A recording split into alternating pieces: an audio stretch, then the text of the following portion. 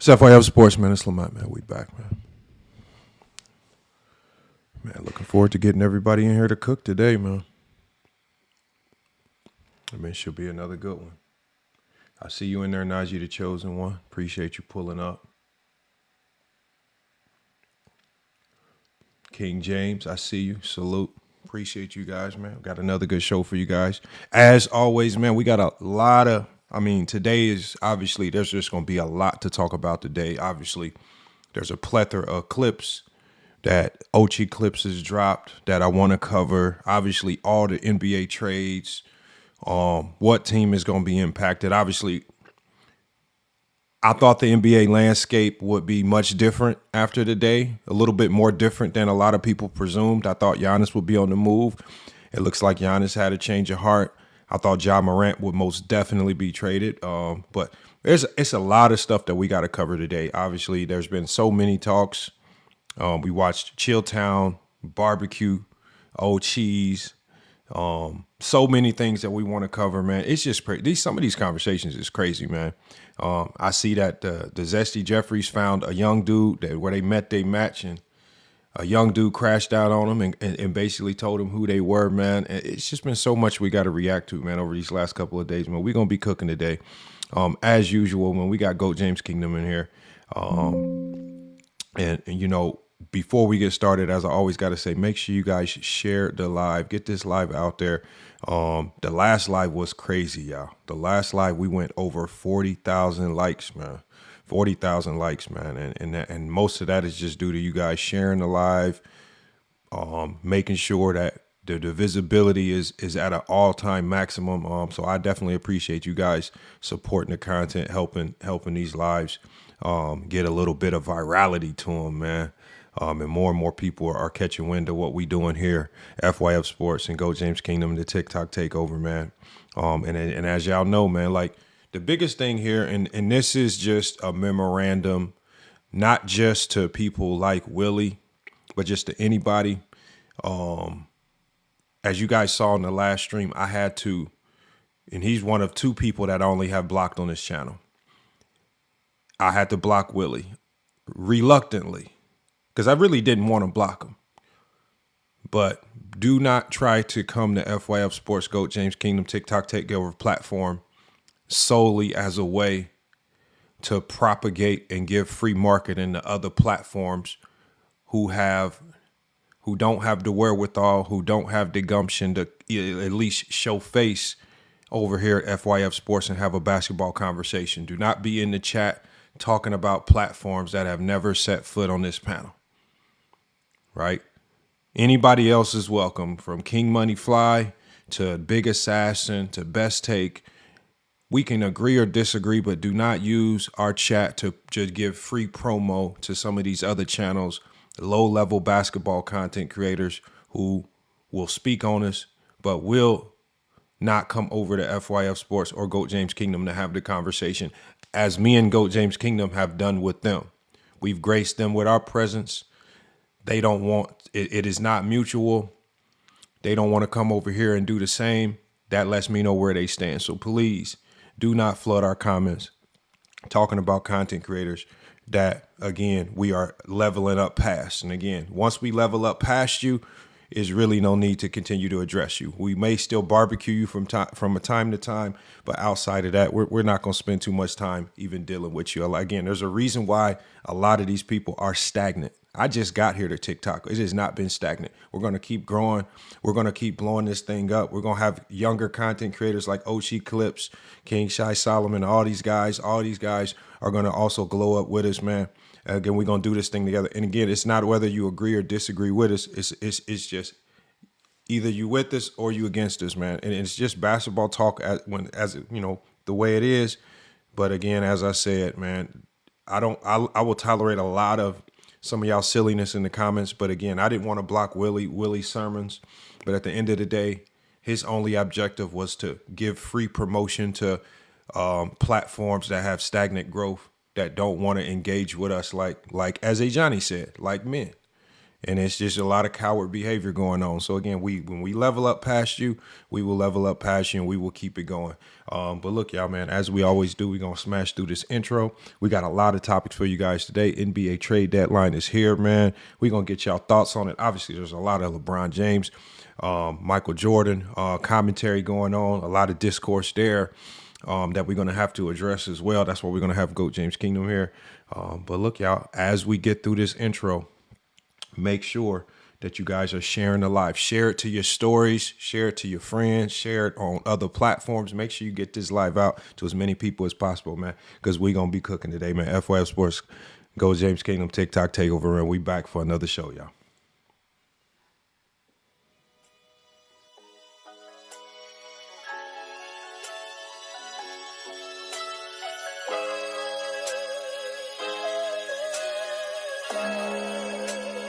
What's up, Juwap?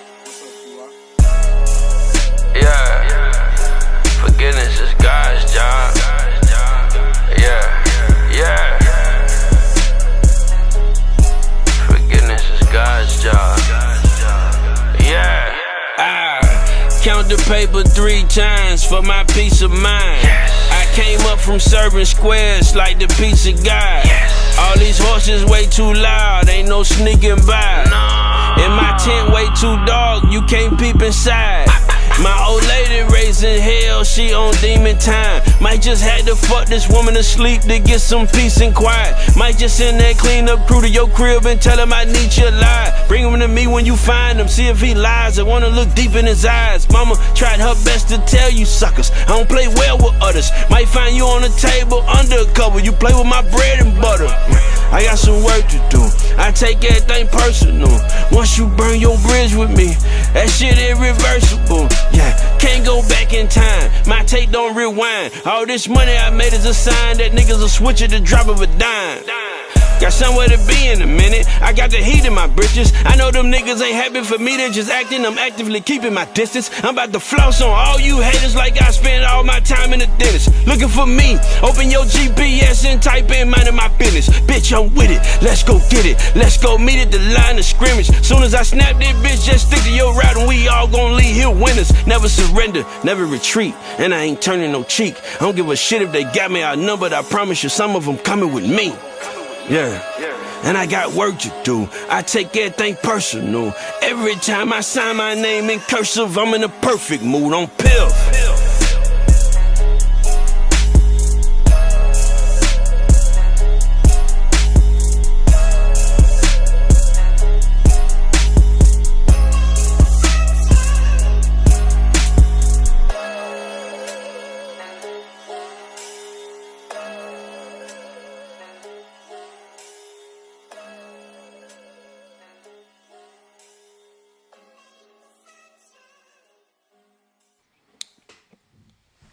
Oh, James Kingdom, man, what's good, man? Peace, Lamont. What's good, brother? Peace and blessings, man. Boy, I almost started a live on you, boy. I thought you was, boy. Man, I almost started it. I was just setting up. Boy, I was like, man, I'm about to start this live if Lamont don't get one going quickly. What's good, bro, man? What's good? Let me set my camera up, man. Shout out to everybody in the comments, man. I can't wait, man. That, you know what, Lamont? Because of people like you, my heat can't never get no superstar, man. I can't wait to talk about this. This don't make no sense, man. Another trade deadline where that I'm just depleted and hurt, man. And we gotta talk about the Lakers move. The Lakers made a move too, as well. We all know that. So shout out to y'all, man. Y'all make sure to like and share the live, man. And let the SDs know it's a TikTok takeover. What's good, man? I'm ready, man. Let me put my sermons picture up here so y'all can get the blessings of the Lord right here, man. Oh man, That's the good, James man. Bible, man. I mean, I've been hearing people talk about it now. They was crying about. Yeah, I was it Best Take podcast. I heard they was talking about it. They was like, yeah, go James Kingdom. He has the King James Bible now. See, the funny part about it, they don't realize that was given to you. You didn't create that. They created it for you. They out here, you know, and we just running with the silliness that they say. I mean, at the end of the day, the funny thing is, I said as soon as I heard it, I said that might catch. And then now they mad. Now they mad. You got another. You done flipped one of their sayings into profitability. Oh man. There you go, right there. Boom. There you go. Me giving the sermon, blessing the masses. Shout out to the congregation. Peace and blessings, GJK members.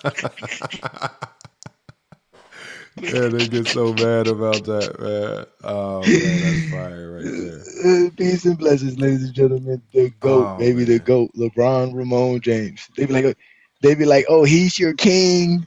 They be so mad. They be so mad. Oh man, that got to be the next book. We got to co-author a book, man, because we got to co-author a book, man. We got to title it that, man, and drop it on Amazon. That'll really make them mad, man. They got mad at the GOAT James Encyclopedia. They'll really get mad if we actually dropped it into a real book. Oh man, man, we got it. No, don't worry. GOAT James Kingdom is there. Listen, Lamont, we are doing our thing, brother. Trust me, we working on everything. We got all the angles. We not only do we talk about the game, we watch the game, we make books, we make music, we do all the stuff that everybody else can't do, man. Like you said, we leveled up on these zesties, man. Man, leveling up on them, man. Look, we got 5-6 people in the backstage. I'm gonna go ahead and bring them up because, man, I know everybody's gonna want to chime in on these go ahead, trades. bring them up, man. Let them up, man. Yeah, because we don't got no real. Yeah, we ain't got no real thing. What's going on? Hey, Johnny, Lamont. Hey, don't let me order that Go James Bible on Amazon and make videos on it. Don't let me do that. No, we definitely, it's coming soon. Don't worry. We're working on it. Listen, don't worry, it's coming soon. The Old Testament is already established. We already got the Old Testament. You gotta customize it. You gotta when you open it up, you gotta hit the Lamont music in the background. In the valley. In the valley. Oh man, Lamont got to make sure he played Not Enough. You got to play that Not Enough song I sent you the other day, Lamont, before we leave today. That got to get played before we leave. Oh no, I got it. I got it. So we got to do that. I got it queued up. I always got it queued up. Run that real quick. Oh, let it go, man. What's going on, Black? What's up, squad? Jordan's career's not enough. Get online, it's cool just to appear tough. No proof. Jordan career's not enough.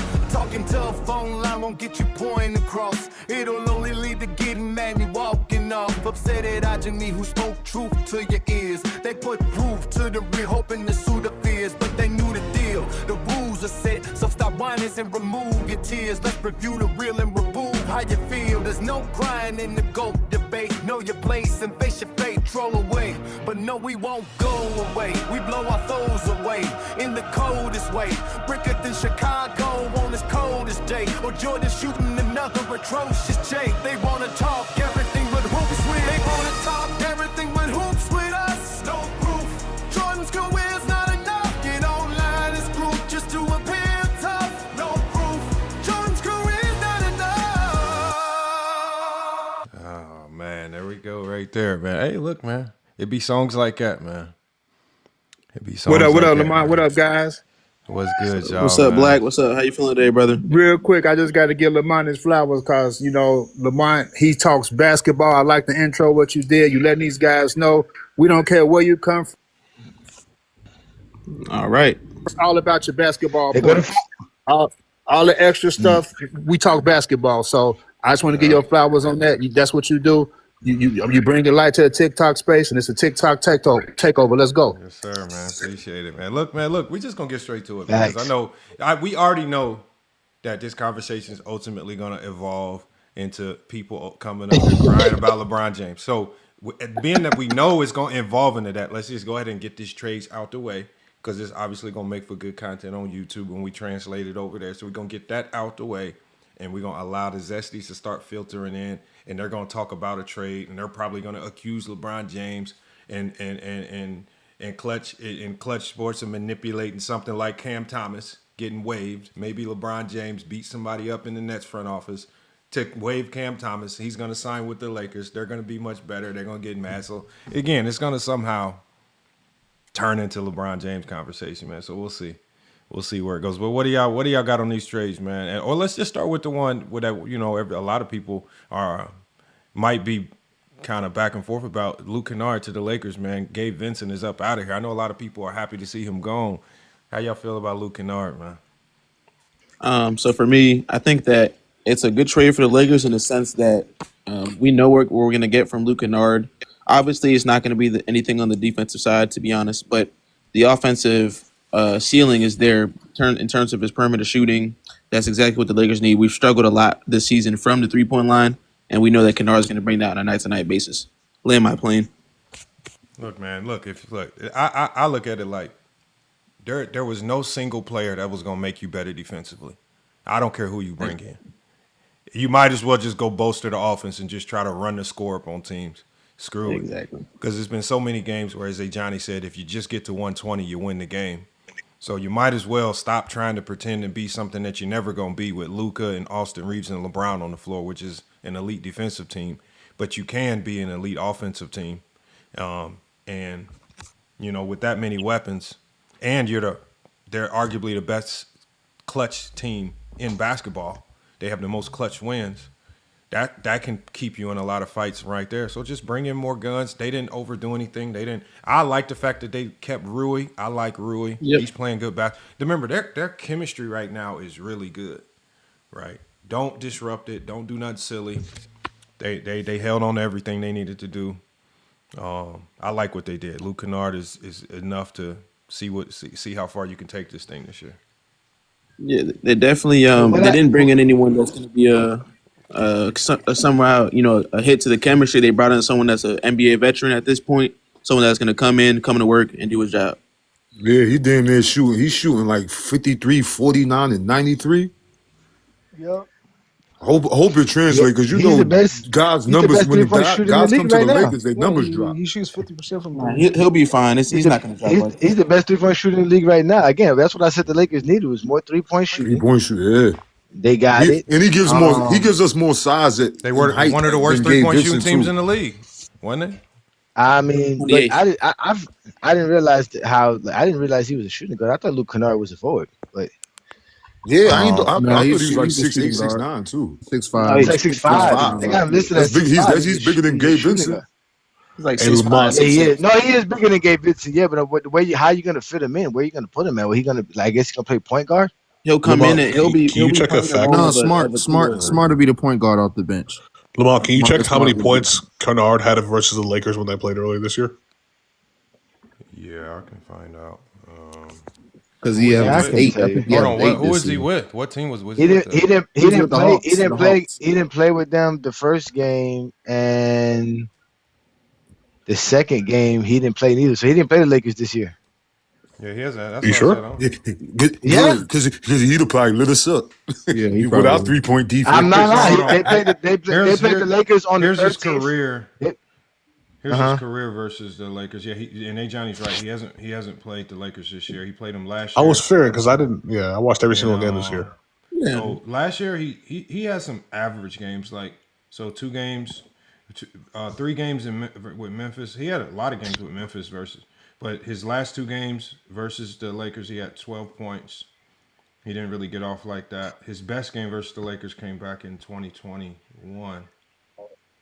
So it's been a minute since he had a really good game on the Lakers. It probably felt like it because the entire team was probably raining down threes. So his 2 threes probably felt like 7 or something because giving up so many threes. So, Luke Kennard, I like it though. It's not an overreaction. Don't kill the chemistry. You can't leave him open. That's for sure. You can't leave him open. You can't help off of him. But remember, think about this. Swap him with Vandy because Vandy been missing all them corner threes. Swap him with all the guys that been missing shots, even Gabe. And I think it's how much better the Marcus Smart been missing shots too. That's what he just played against my Heat the other day, and he was 4 of 6 from the 3-point lane. Yeah, that's what I was talking about, and Lamont brought it up too. Like, there's nothing that we can do unless we're gonna have a rim protector. There's nothing we can do that's gonna make our defense better. We just replace those corner threes with Luke Kennard, or even if we don't replace with Luke Kennard, that's an open layup. No matter what, all he does is help us because we're not gonna get much worse on defense than we are. But it's going to boost our offense. We can't leave Kennard open at all. You leave him open, it's over with. That's a sharp right there. So who's out? Rui's out. Rui's out then lineup. Rui is playing really well. He's going to be like our 7-man, 6-man. Because Rui is our best 3-point shooter right now. What you talking about? Rui's going to be in the starting lineup. No, I'm saying because Laravia. Because since Rui came back, Laravia has been in the starting lineup. Yeah. They just getting Rui prepared. They don't want to keep Laravia in there. Laravia's not going to keep that position. Laravia has been really good connector piece in terms of no. That game versus the Knicks, man. Oh my God, man. He missed a lot of shots. He went like 1 from 9. No, it wasn't the shots, man. I'm talking about, man. He went on a stretch where it was actually a close game, but it was literally just LaRavia that was giving up every point, having every breakdown, missed shots, got scored on, missed shots, fouls, and they score and one. It's just like, man, like he has his moments, but you just cannot leave him out there for long stretches, man. He gonna get you cooked. That's true. They was targeting him. Both of them. He's more of a spark. He's more of a spark type of player. You put him in there for a short burst because he does bring energy. He brings energy and impact. Look at True the King in the chat talking about them Celtics, man. Because he's good at getting off like the offensive boards, Hold on, let's go straight to that move. Go straight to that Celtics move, yeah. Or obviously Celtics got Vucevic, but then I also want to talk about what like the Warriors too. That was a odd move to me, bringing in Porzingis. Yeah. Yeah, I thought that was weird too. I thought they were packaging for something else. I don't know what happened there. That makes sense if Jimmy Butler healthy. If Jimmy Butler's healthy, it makes sense. But without Jimmy Butler, but Vucevic is gonna help the Celtics. I don't know. I mean, they gave up Anthony Simons, which was a kid who was playing well off the bench for them, but they got the center that they needed. So, like, he could hit the threes and he could rebound. Yeah, he definitely can hit the boards. Yeah, he's gonna work perfect with them. And he could play with his back to the basket as well, too. Yeah, he's an offense. Just in case they want to slow the pace down. Yeah, he's a versatility on offense, can shoot the ball a little bit, has definitely that but on defense, he gonna love Boston's offense. He gonna love Boston's offense. He gonna be shooting mad threes. Yo, Vucevic is gonna be hitting all kind of 3-pointers. Did they move Kobe White too? Yeah, they did. They moved Kobe White too. Yeah, Bulls. You know what? They must have let King Rose Speech take over the Bulls front office because man, oh man, they gotta be the dumbest. Bro, oh my god, bro. Yeah, Jose Alvarado went to the Knicks.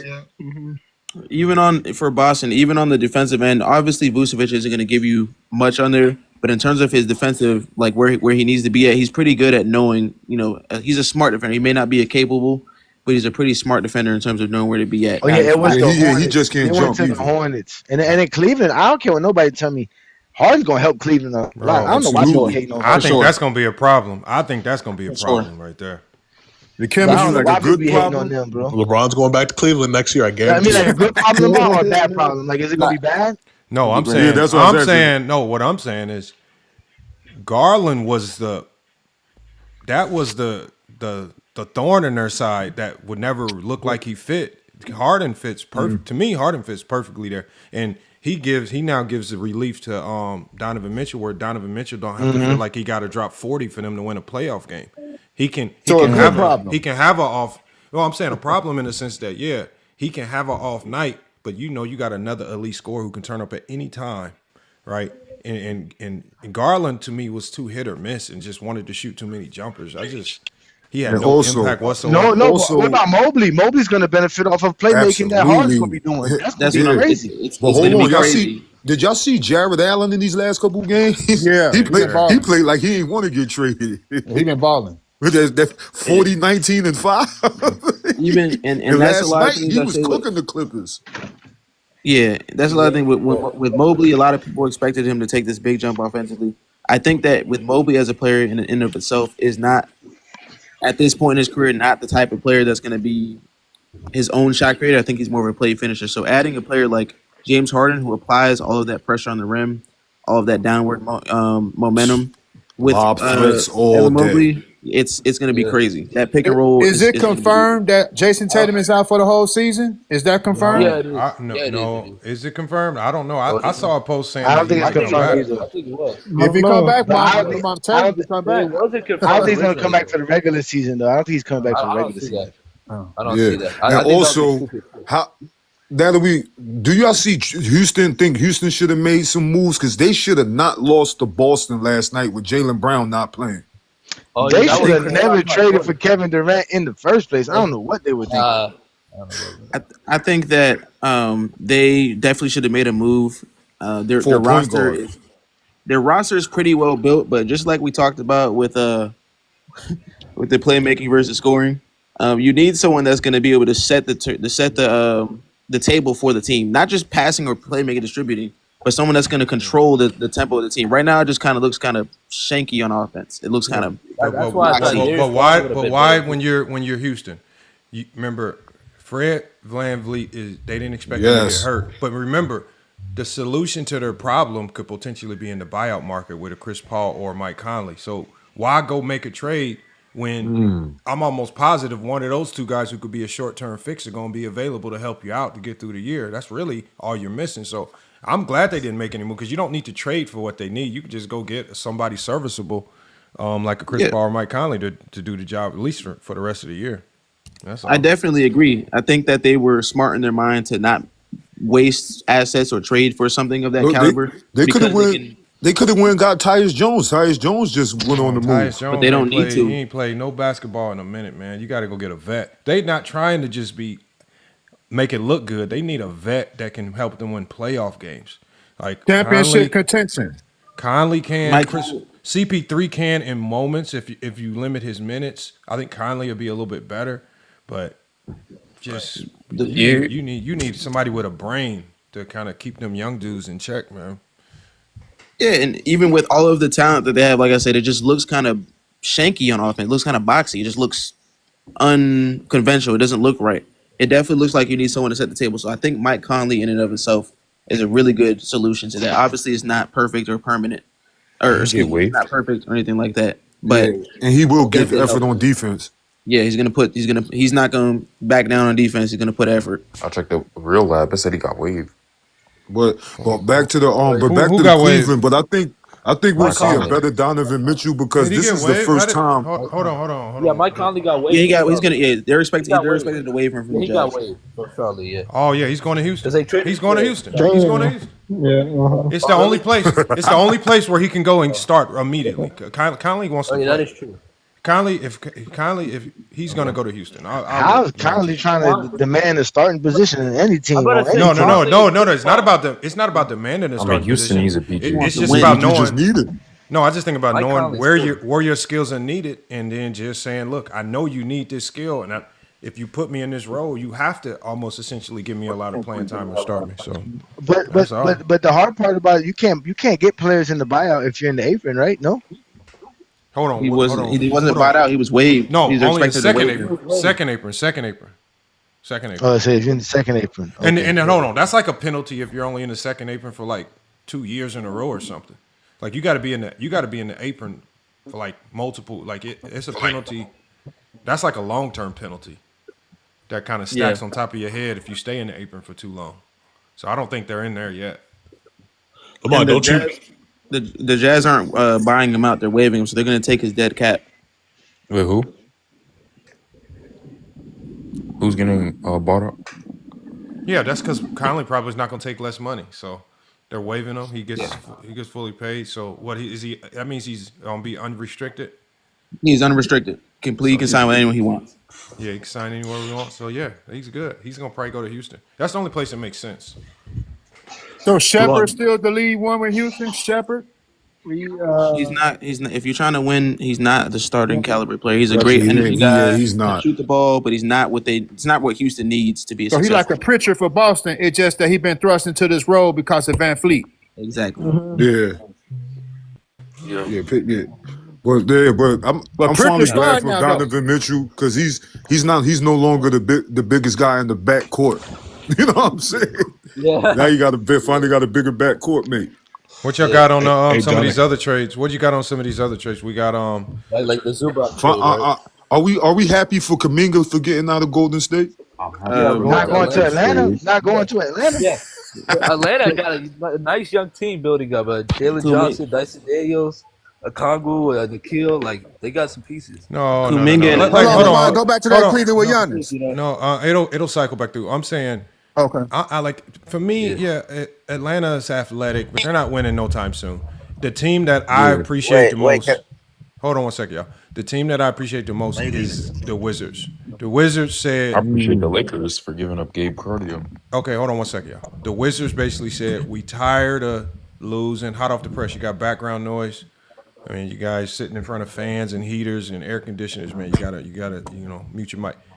Hold on, somebody else has some background noise too. Who is that? That's Young Heem, man. Background noise, man.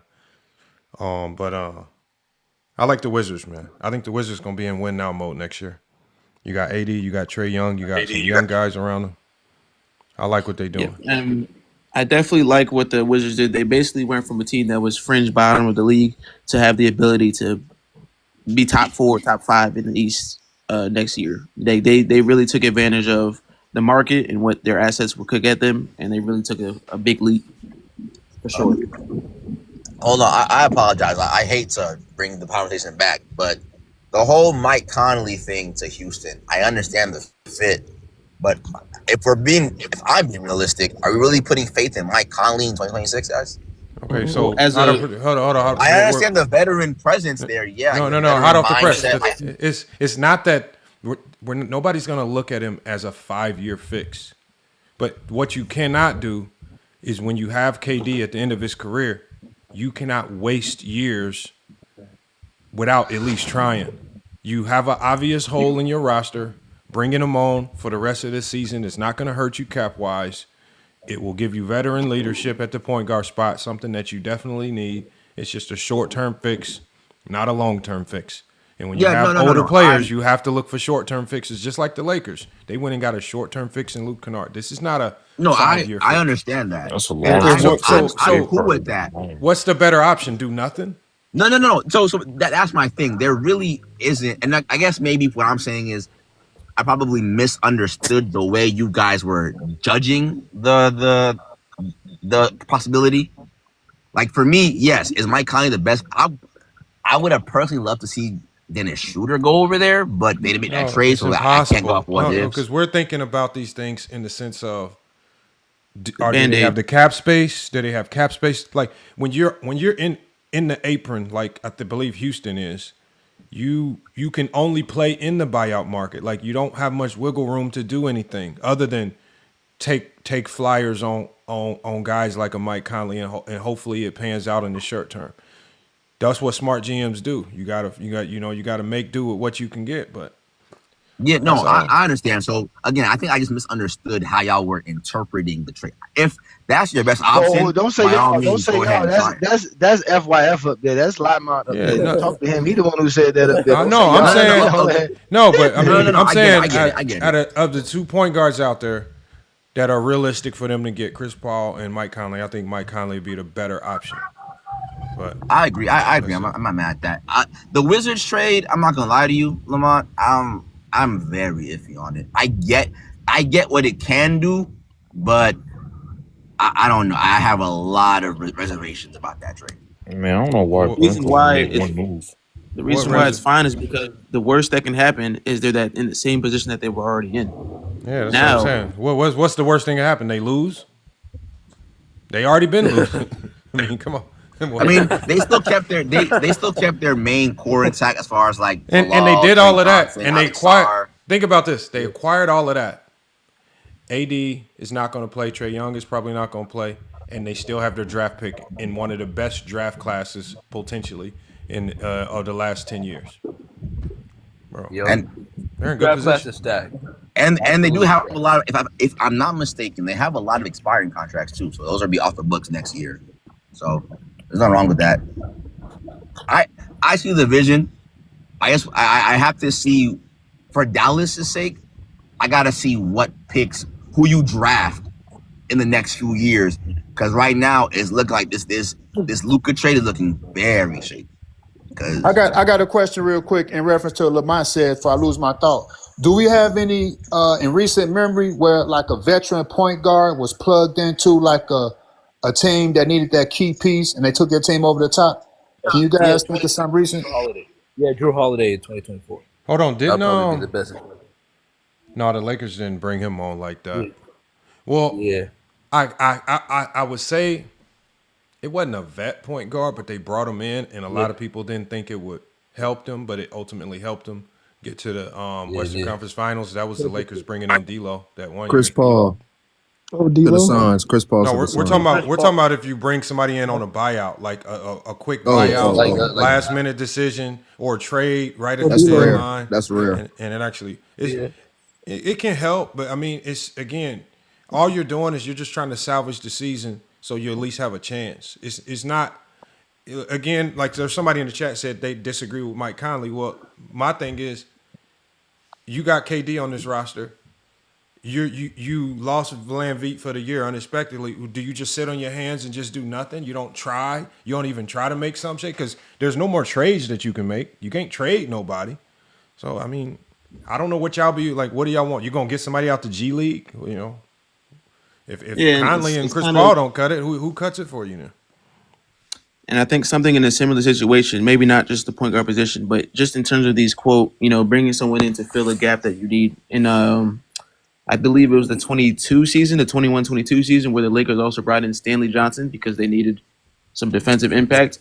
Someone that wasn't really sought after by teams, but he's brought in for a specific reason, for a specific niche on the team that ultimately helps the team long term. He played so well defensively that he earned a long term or a rest of the year contract for that season. Yeah, we'll see how it goes, man. We'll see how it goes, man. But so is that it for Anthony Davis? Is that it? That's it, right? That's it for Anthony Davis, right? Is it for Anthony Davis? Hey, Lamont. He's still 33. I don't know. I think Anthony Davis has to transition his identity. The days of him thinking he can be the number one option are over with. He has to start playing like a Jalen Duren. Right, put scoring on the back burner and just focus on defense and rebounding. He can't even be a Jalen Duren today. Hell no, Jalen Duren's balling. He can't even do that. I'm saying that's the mentality. All I'm saying is that's the mentality he should have approached the game with, because when you got Trae Young and all those young guys, something like that. His mindset, just block shots. No, I'm saying his mindset has to change because he's no longer. It's going to be like. The days of him getting mad because he's not getting enough touches on offense, that's got to be over with. Wait, but Lamar, he can still give you 20 and 10. Doesn't matter. It doesn't have no impact. Anthony Davis's 20 and 10 has zero impact. Zero with him not being able to make threes and space the floor is zero impact. I promise you. I agree with you. It does not feel like anything. It does not. Well, he's not feel like anything. Von's basically saying this is what he's saying. We're not saying that Anthony Davis can't score, that he can't do this, but in terms of the offensive ability, what he brings, it's better if he takes more of a Jalen Duren role. Just because if I have a score, if I focus on defense and I do this, I'm gonna get my 20 and 10. If I have a player like Trae Young, pick and roll option, I'm still gonna get these little those short roll decision making, those little middies that I can make sometimes. But in terms of me actually getting the ball and me being the primary offensive creator, that time is over with. It's done.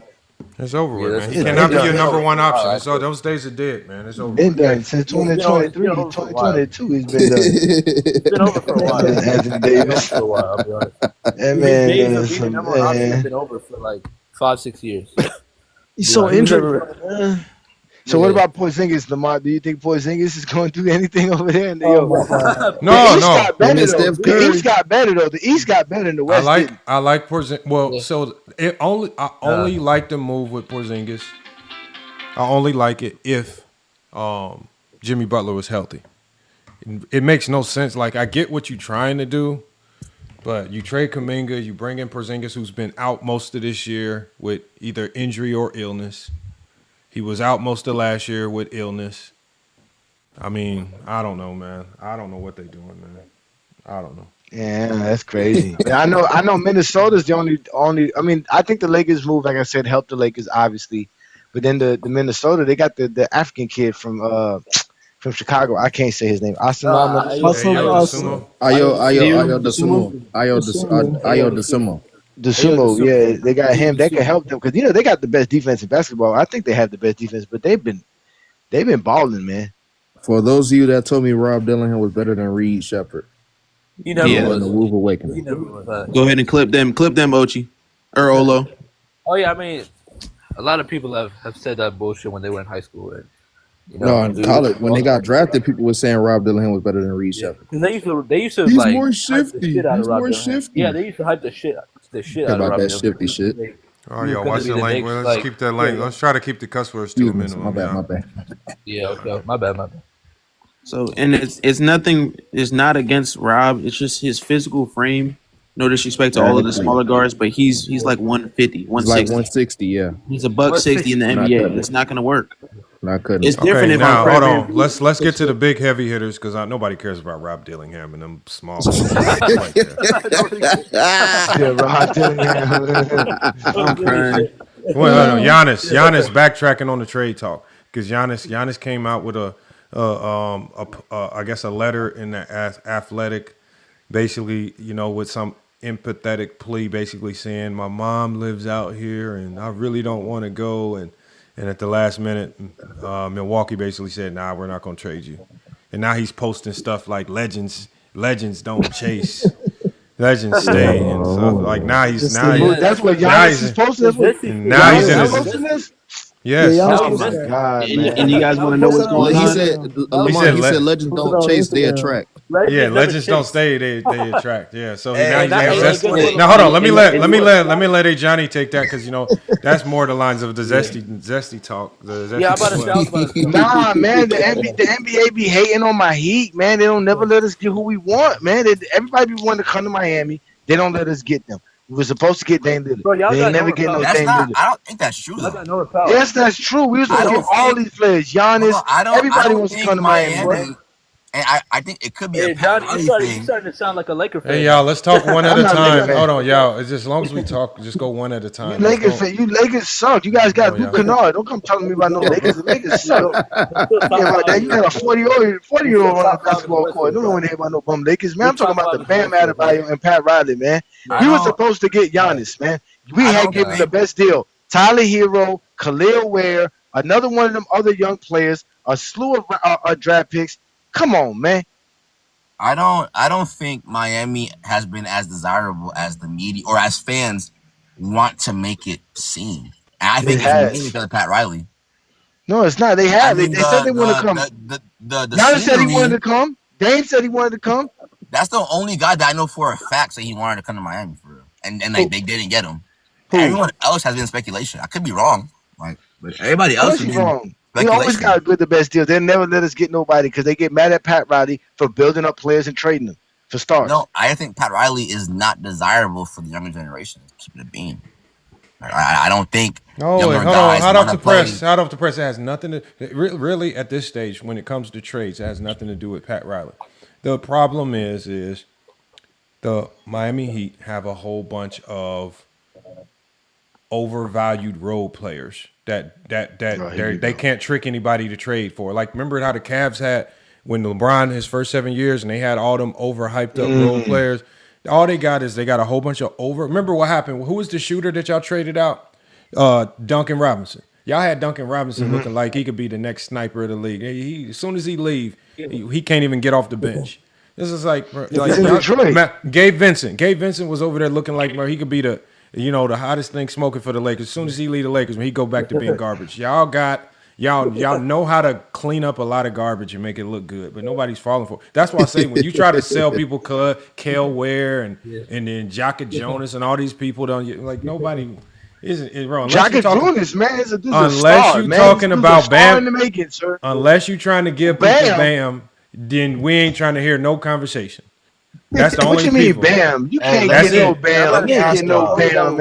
I'm just telling you. Hold on. Think about it. Think about it. They can have Wiggins. We probably do Wiggins in it too. Take you're Wiggins not, too. bro. Nobody wants Wiggins at that contract right now. He's going to be making $30 million this year and next year. That means 2 years of a bona fide role player, man. Nobody wants that, man. You got to take that. So what you gonna stay with Giannis again? Y'all gonna just y'all to break up again? And look, what did I tell y'all? I said Miami. I told Johnny this too. I said they're gonna come out of this trade deadline with absolutely nothing. That's what exactly they got. They didn't get. Yo, Lamont, let me run something by you real fast. What do you make? You be wishing bad on my team. That's why Portland sucked. But go ahead. We've been hold on. Hey, you said that the other night. You said that the other night, and then Portland wiped y'all down that same night, man. Portland smacked you. Hurt, man. Hurt players, man. You hurt players. Hey, man, Portland smacked them by like 30, man. Portland beat the life out of them. That ain't about no 30. You just like a zesty. Y'all can never have a simple arithmetic. What do you make of the Cam Thomas thing? the Cam Thomas situation. Lakers. Cam Him Thomas getting waived. problem. You only get waived like that when you're young. When you doing some BS off the court. It's something off the Do you court. think?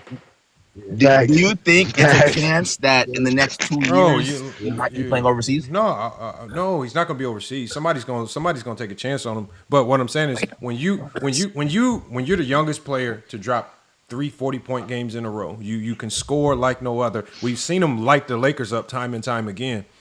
You do not get cut like that unless you stand in strip clubs. It's probably women out there. I guarantee you, something's gonna come out over the next 6 months. Some type of allegation, some domestic, something out there is lingering where you get waived and they want to detach themselves from you, and they are just separating themselves from them early. Hey yo, Lamont, there's a strip club right down the block from the Barclays Center. I'm not gonna lie to you. I just think he's not playing winning basketball like that. Oh, you know what? Yeah, a lot of empty stats, a lot of bad shots. Hold on, go ahead, Johnny. Go ahead, Johnny. Hold on, y'all. Y'all gotta let the host talk, man. Go ahead. I just saw pop up on. I forgot. Yeah, what's his name? What's the little boy with the fingernails? The one from Philadelphia. He was Jared McCain, bro. They got him on the team now because they got SGA's gonna be out for a couple of weeks because of an abdominal strain. Hold on, SGA gonna be out? SGA, what happened? SGA's gonna miss a couple of weeks. In the Spurs only 6 games behind them. Weekend. And the crazy part about that, Lamont, is now him for sure. Him and Jokic are gonna probably be out of the MVP race because of this. I think they're gonna force themselves to play. I think they're gonna force themselves to cause something, but.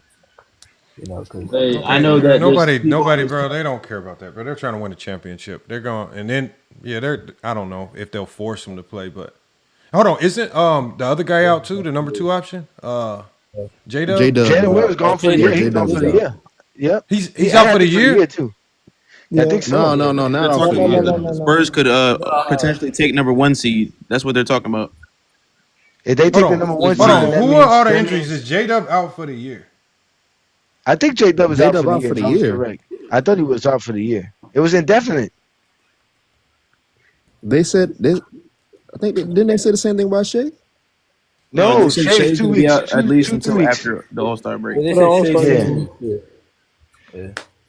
With an abdominal strain. Didn't he break his wrist? J-Dub ain't out for the year. Hey, JJ, Luka for MVP now, man. Yeah, I was gonna say there's some people on this platform pushing Luka MVP narratives. Right now, look like it's about to be Wemby. Y'all tripping? No, it's gonna be Luka because Luka's second in the race. And him or Jaylen Brown. No, Wemby's gonna miss the cutoff, man. Jaylen Brown. It ain't enough time. Who thought Boston would be right there right now with everything that they lost? Jaylen Brown is balling. Nobody. I agree with you, Johnny. I agree with you. I think that Luka Garza even Hey, y'all, let's go one at a time, y'all. With the audio, y'all. Let's keep the audio good. I'm looking at these meter, man. This meter going crazy when like 4 of y'all talking, man. Let's go one. You got a meter, Lamont? Damn, you keeping a track of us like that? I have to because the YouTube audio be getting too messed up. The YouTube audio be getting too screwed up. I have to, man.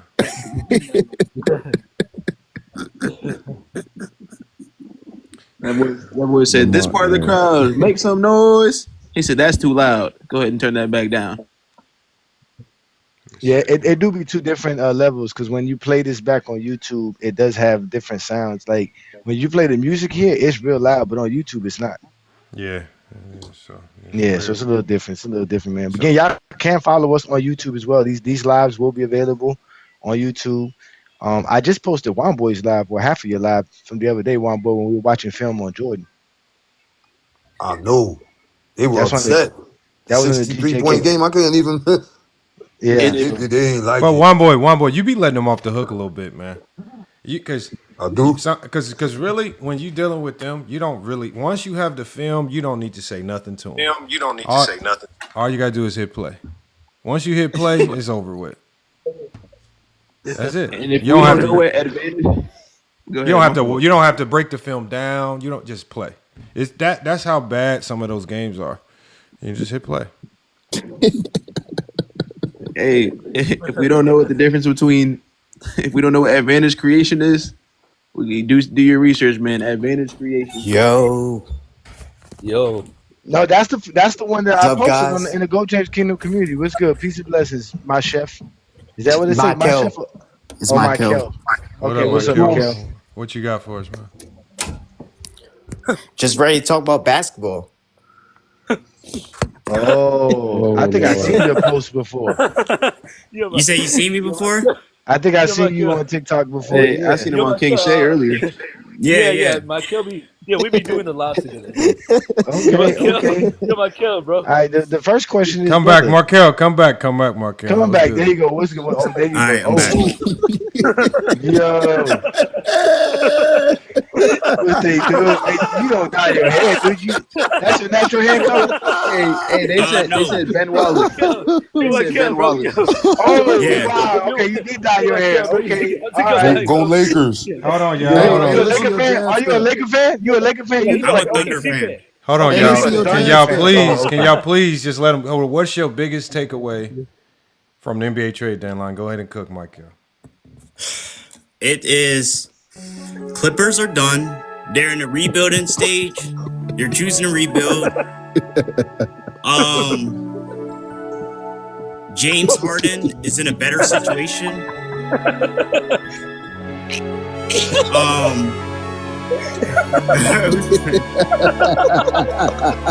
Hey, all right. What else?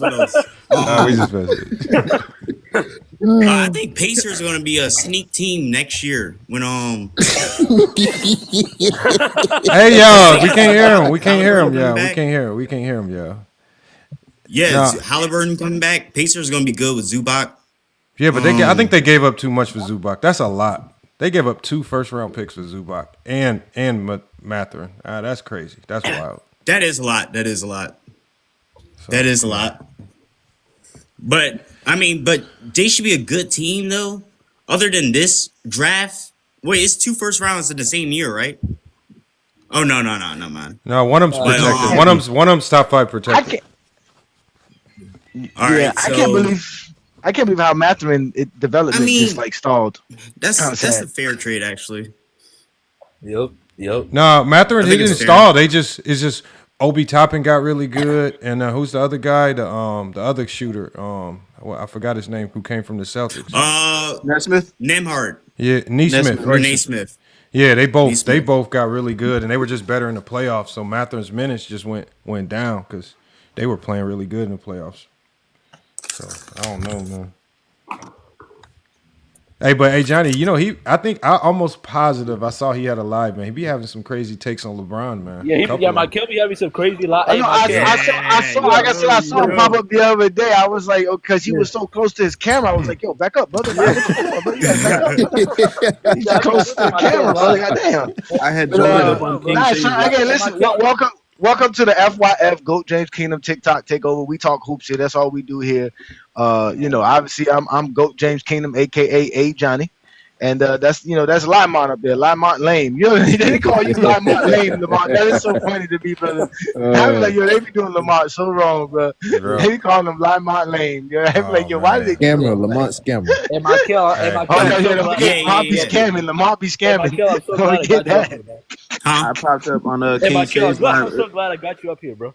I popped up on King Shay's live earlier, and I said, I've "Oh, seen hell you nah." before FYF. I've seen you before. Yeah. So, I was like, oh, this is FYF? Oh, yeah, I should have been coming here. Like, that's what I was like. Like, yeah, I should start coming here more. So what made you a basketball fan? What made you a basketball fan, Michael? My brothers and family was into it, so I just got into it too. Are they Jordan fans? Kobe fans. Oh, they're Kobe fans. Ooh, and Curry. Yeah, that's after later on, but yeah, they're Curry fans too, though. No, who are you a fan of, Michael? Who's you? Thunder. Or I'm saying like because obviously we always end up in these weird GOAT debate conversations. Who you got at the top? Bill Russell. All right. Okay, yep, Bill Russell's a GOAT. Oh, that's unique. Okay, there we go. That's what I'm talking about. Bill Russell. And we can respect that. Why? Because winning matters. Is that your criteria? Is the winning? He's consistent. He has the individual accomplishments and he has the winning. So it's just the dominance in both of the categories. They're really good in both of the categories. That's why he's number one. So what do you say? Okay, now I'm gonna tell you that there's Zesty Jeffries out there. Zesty Jeffries, a dude who hate on LeBron and try to use Michael Jordan to hate on LeBron. What do you say to the Zesty Jeffries that throw Michael Jordan at you? I say Bill Russell was the best player on more teams, on more title teams. If I say his I say he has the same amount of MVPs. That's true. Yep. He's a two-way player also. He leads the league in defense for he anchors the number one defense for 12 years in a row. Yeah, that's facts. That's facts. Jordan ain't got none on his defense at all. That's why when they be trying to bring up Jordan steals and stuff, I'm like, all you got is Jordan's points, and that ain't even enough, bro. That ain't even enough, bro. It ain't enough. It's just not enough, man. I got Russell ahead of Mike, but I definitely don't got Russell as my GOAT. But it's all love. You can have Russell as you go. There's no arguing there. That you got a sound argument. All right, but Bill Russell, and again, for you people that like people that are dominant, like they're really good at something, Bill Russell, he's not like Michael Jordan's two-way. Bill Russell, you could say he's two-way, but he's more like a specialist at defense. He's a specialist. And he is defense. If you look up the dictionary and you look up defense, there's a picture of Bill Russell. that's just the truth. Yes. He is defense. He is defense. He's the epitome of defense by far. And Michael, what do you got to say to all the air attacks, Michael? All the bullshit air attacks. They're at the bottom of ball knowledge knowers. Thank you. Yep. They are casuals to the max. Yep. Oh, you know what? Hold on. This I can transition because I'm glad you're up here because you said you got Bill as the GOAT. There was a clip that Ochi dropped. I'm gonna get it queued up here. Shout out to Tony Styles, by the way. There was a clip that he dropped where Chilltown had to educate grilled cheese. Oh my God! Oh man! Play that. Yeah. Hold on. Please play it. Please play it. Play that, please. Hold on, I want y'all to take a listen to this one because man, oh man, Hold on, let me put it on the screen so y'all can see it, man. Chilltown went in and just cooked them like no other, man. This is what happens when these dudes run into people that just know more. Like this is what happens. They freeze up. All that logic gets cooked. Yes, they do. Yep. Then they start making stuff up, and then they ultimately just rely on the panel to just be disruptive and to make it sound like they won the conversation. That's what they rely on. They need people to say, "Oh yeah, you cooking, you cook." And if they don't get that, bro, boy, man, everything falls apart. Hold on, let me add this. Okay, here we go. Right here, I'm about to add it to the screen. All right. Give me 1 second, y'all. All right, here we go. Display capture. There we go. All right, let me move it to the front.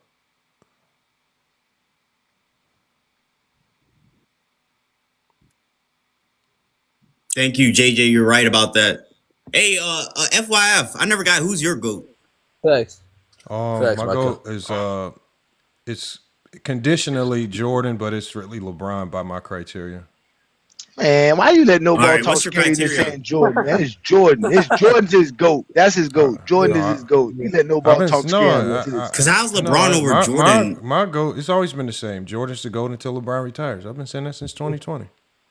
It's always been like that. I also like the fact that you got Wilt Chamberlain in your top 5, bro. Yeah. Wilt Chamberlain, he's a lock for top 5. He has to be in there.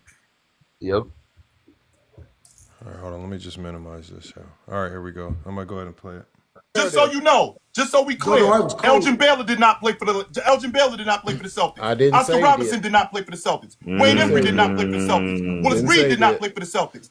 Walt Frazier did not play for the Celtics. Thurman did not play for the Celtics. I can run down a list of guys who did not play for the Celtics. You keep talking like everybody played for the Celtics. No, they didn't. How many OG, do not crash out like that, man. Oh, that's OG. Hold on, yeah. He went 120 on the dash. Let him crash out, man.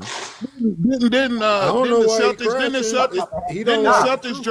Celtics draft Bird his junior year? He wasn't even up up yet. No, he didn't get drafted. Yes, he was. See, this is what I'm talking about, Best. Wasn't it a See, setup? Best, don't listen to that. That's bullshit. Let me tell you why. It's Yeah, bullshit. he wasn't drafted. Let me tell you why that's bullshit. Yes, he was. And the reason why he was is what these dudes will leave out. They'll leave out that Larry Bird, his freshman year, he went to the University of Indiana, did not play. So the year he actually got drafted, that's his draft class. I thought that was a rumor. I thought it was a rumor because he had Indiana. He was only there. They drafted him and he went back to school. But the point is, Meech, he only played. He never played for Bobby Knight. So from 78, that's his draft class. Here's the difference. The difference is that Red Auerbach found the loophole in the rules and he used it. That's not cheating. Again. That's not cheating. Red Auerbach is being a cheater. I just see this one. Cheese doesn't listen to it. Hey, Cheese is rage baiting you right now. Don't feed into it. He's good at this. That's nonsense. Hey Johnny, you hear the disruptions? This is where the disruptions try to come, man. People. No. You know what he said? He said, "I heard it was a rumor." I heard it from who? Who told you it was a rumor? Who did you? Yeah. Again, exactly. You be hanging around Zesties. You be hanging around Zesties. You don't get look it up and know yourself. Hey, did y'all notice? Hold on, I didn't notice, but the draft was so crazy back then that y'all need to know that there was an NBA team that drafted a chair. What? The draft was. The draft used to be like 20 rounds, bro. It used to be like 20 rounds. If you go back and look at the NBA draft, it used to be actors getting drafted. I'm talking about the craziest thing. Like the one team was tired of drafting players, so they drafted a chair, a literal chair, an actual chair. I swear. Oh my God! Go look it up. I'm telling you, that's how crazy. So when he talks about Red Auerbach like kind of finessing the rules of the draft, it was so loosely worded that you could draft objects and not people. So this is at Chilltown is 100% right. I'm gonna keep playing it though, because Chilltown, like I say, he can only tolerate it for so long, but he definitely cooks on this one. But anyway. Anyway, Cheese just brought up when did Bill Russell ever lead his team in scoring? Okay, tell me how many guys averaged 20 and 20 in the playoffs? That's not with his team. For 4 straight years. Cheese, go ahead. Games in Game 7. I'm asking you a simple question, Cheese, because you're a black and white dude. That's who you are, Cheese. You're a black and white dude. You don't like to talk about context. So if you're a black and white dude, tell everybody here how many players in NBA history averaged 20 and 20 in the playoffs. None. Let me know, Cheese. Wait, I'm sorry. Not many. Very few. I can tell you how many. It might be 5. And Russell. That's it. Nate Thurman? Moses Malone? Never. Wait, Bob Moses. You said 20 and 20. 20 and 20. Bob Pettit? And Meech, just so you know, Meech, for the playoffs, in the entire playoffs, Bill did it 4 straight years. 4 straight years, he averaged 20 and 20 in the playoffs. Chamberlain is the only other guy who can say he did that. Can't nobody else say that they did that. Nobody. You're right. But if I let Cheese tell it, even though Cheese is a black and white dude who only wants to be black and white when it's convenient for his ass, he won't tell you that part. Hey, the closest. Hey, chill. The closest guy to do it in the finals, I think. I don't know if this is almost done. I think it shows Bob Pettit averaged 31 and 18. And then on top of that, Meech, and by the way, Meech, because he's talking about Bill Russell, I listen to you dudes talk to me all the time because Bryant is a ridiculous scorer. Jordan is a ridiculous scorer. Chamberlain is a ridiculous scorer. So if we're talking about offense, right? If we're talking about offense, that same logic has to be used on the defensive side of the ball. And when Bill Russell got on that Celtics team, they're winning NBA championships solely on the fact of him as a defender because their offense isn't very good. In fact, it's at the bottom of the league. But you know what they are? I know another thing that people don't pick back. A lot of niggas didn't watch that Celtics documentary on HBO Max. Yeah, you're right, I would advise you. I did. And that's why we talk about the greatest of all time. About Bill Russell. I don't think that Bill Russell gets enough acknowledgement, and not just because he won 11 chips. It's how he did it, right? And for me, as a ball player, bro, you can't appreciate the offensive side of the ball without appreciating the defensive side.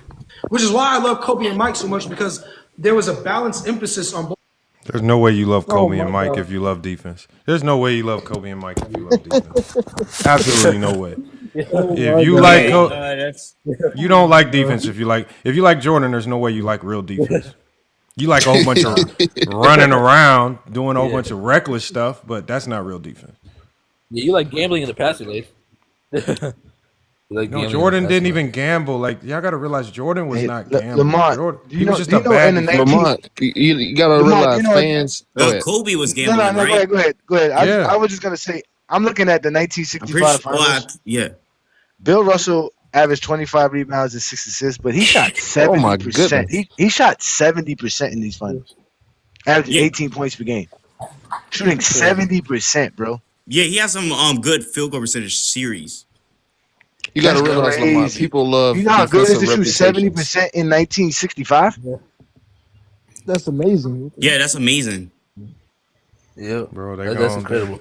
They're gonna run. People love defensive. But hold on, do you see also another strategy that he did? Because Chill right now is cooking on Bill Russell's defense, and Mind of Meach right now is trying to attach some of that great defense somehow to Jordan and Kobe. They have it's not even they have no correlation. No.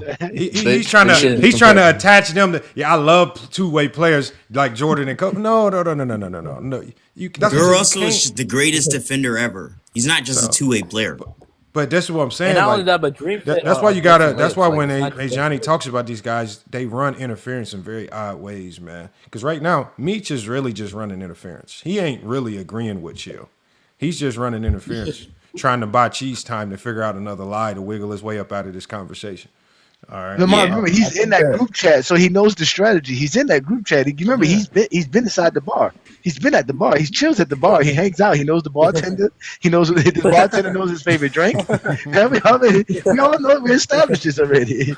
I think that when we're talking about the way that these guys talk about offense, if we're going to talk about Michael Jordan because of his offense, we need to talk about Bill Russell in the same way in terms of his defense. That's what it is. Mm-hmm. What you are like that's defense. how good I am at defense. That's what I am.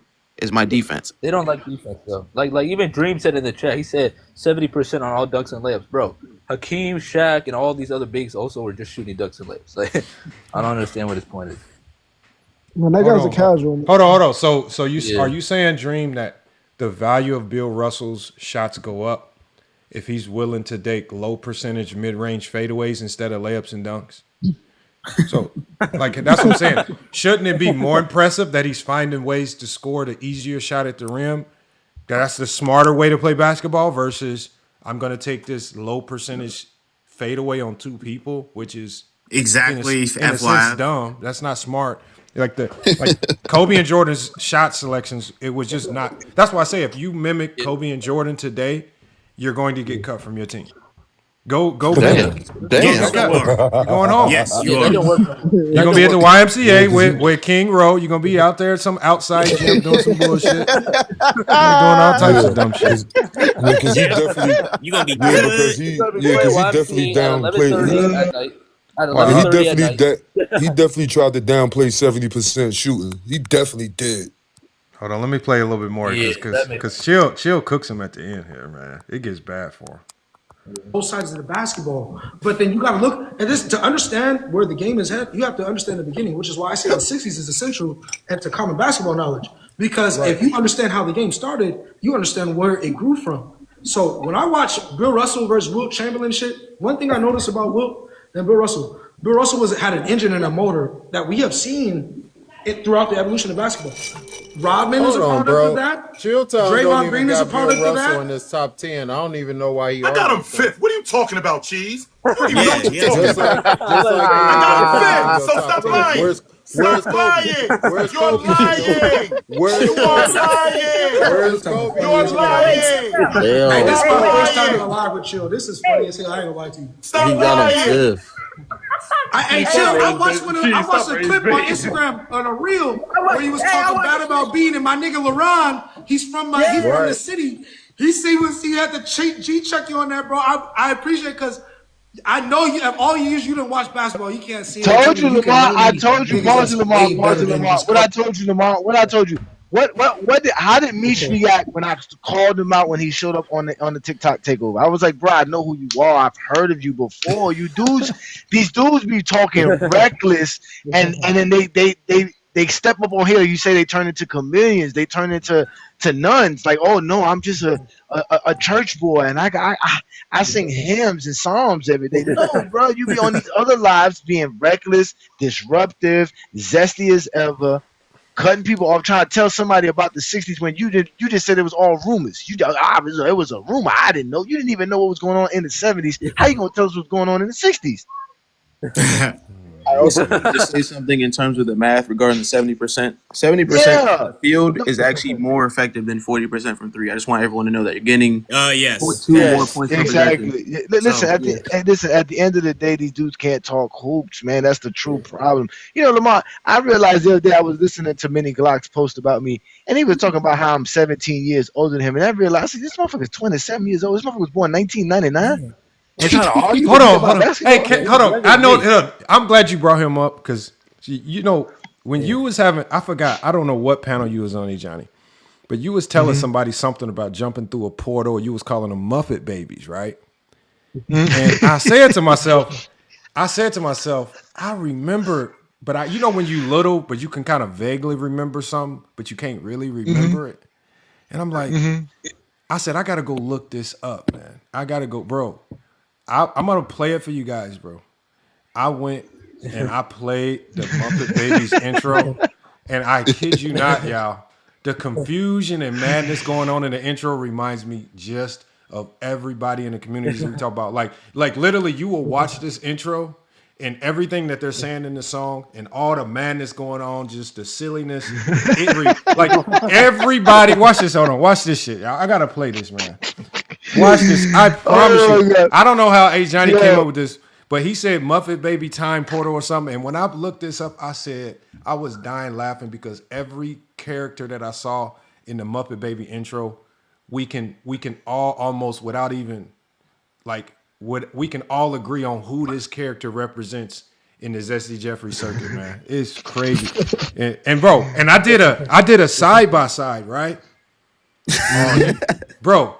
You won't even believe. Like the funniest part about it is if you and Johnny will remember this. Mez's profile pic. You know that side profile when he just looking off to the side.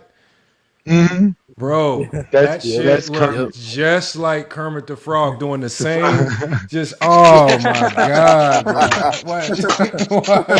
Wow. No, bro, watch this, man. Watch. I gotta play this. I know it's off topic. I know it's off topic. When y'all see this right here, man, I'm telling you, funny, bro. But that be the funny thing. Like I said, these dudes be mad young, right? And then they be sitting here claiming like, oh, as an old man, I'm supposed to behave a certain way. I'm like, yo, my dreads are older than you. Like Lamar, literally, my dreads are older than this dude. Hey, you funny, bandwagon, get out of here, boy. He said bandwagon's an OKC fan.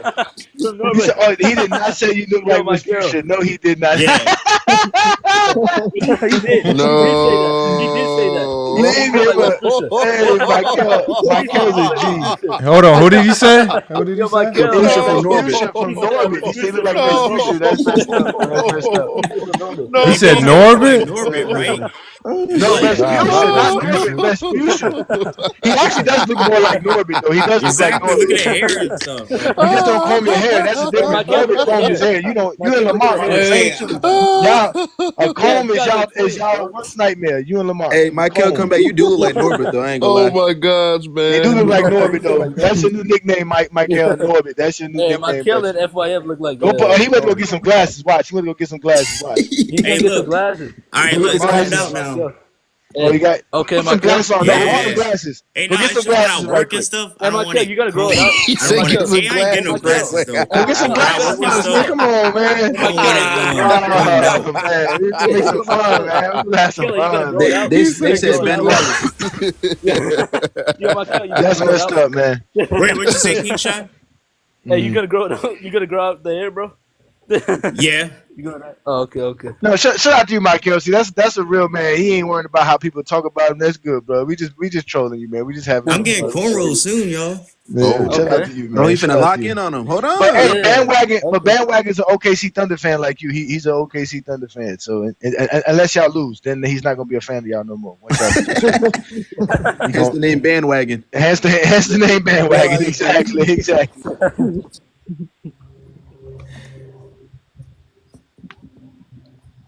All right, hold on. Let me put this. And we got the Super Bowl this weekend too, Lamar. Too. We got the Super Bowl coming up this weekend. A lot of stuff going on. You know man. my team gonna win, so. Hey, so let me ask you a question. So are they going to still complain about Harden not making the All-Star team since he went to the East now? He shouldn't be on the West team, right? What happens if they traded? That would be crazy, right? Imagine if you get traded as an All-Star before the trade deadline, right before the All-Star game. Yeah, Luka had that. Yeah, that What would happened be to crazy. Luka? Yeah, Luka just it happened to Luka.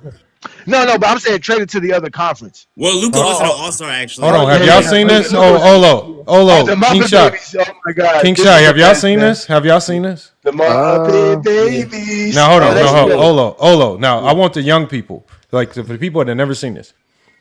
All right, like me. After this I don't plays, think I've seen it before. I want y'all, bro. I want y'all to listen to the words of the song, and I want y'all to watch, bro. The confusion. This is why he said Muppet Babies, bro. This is, bro. It reminds me of every one of them, man. They all are applicable, man. Watch this, man. Oh man, this is funny as hell.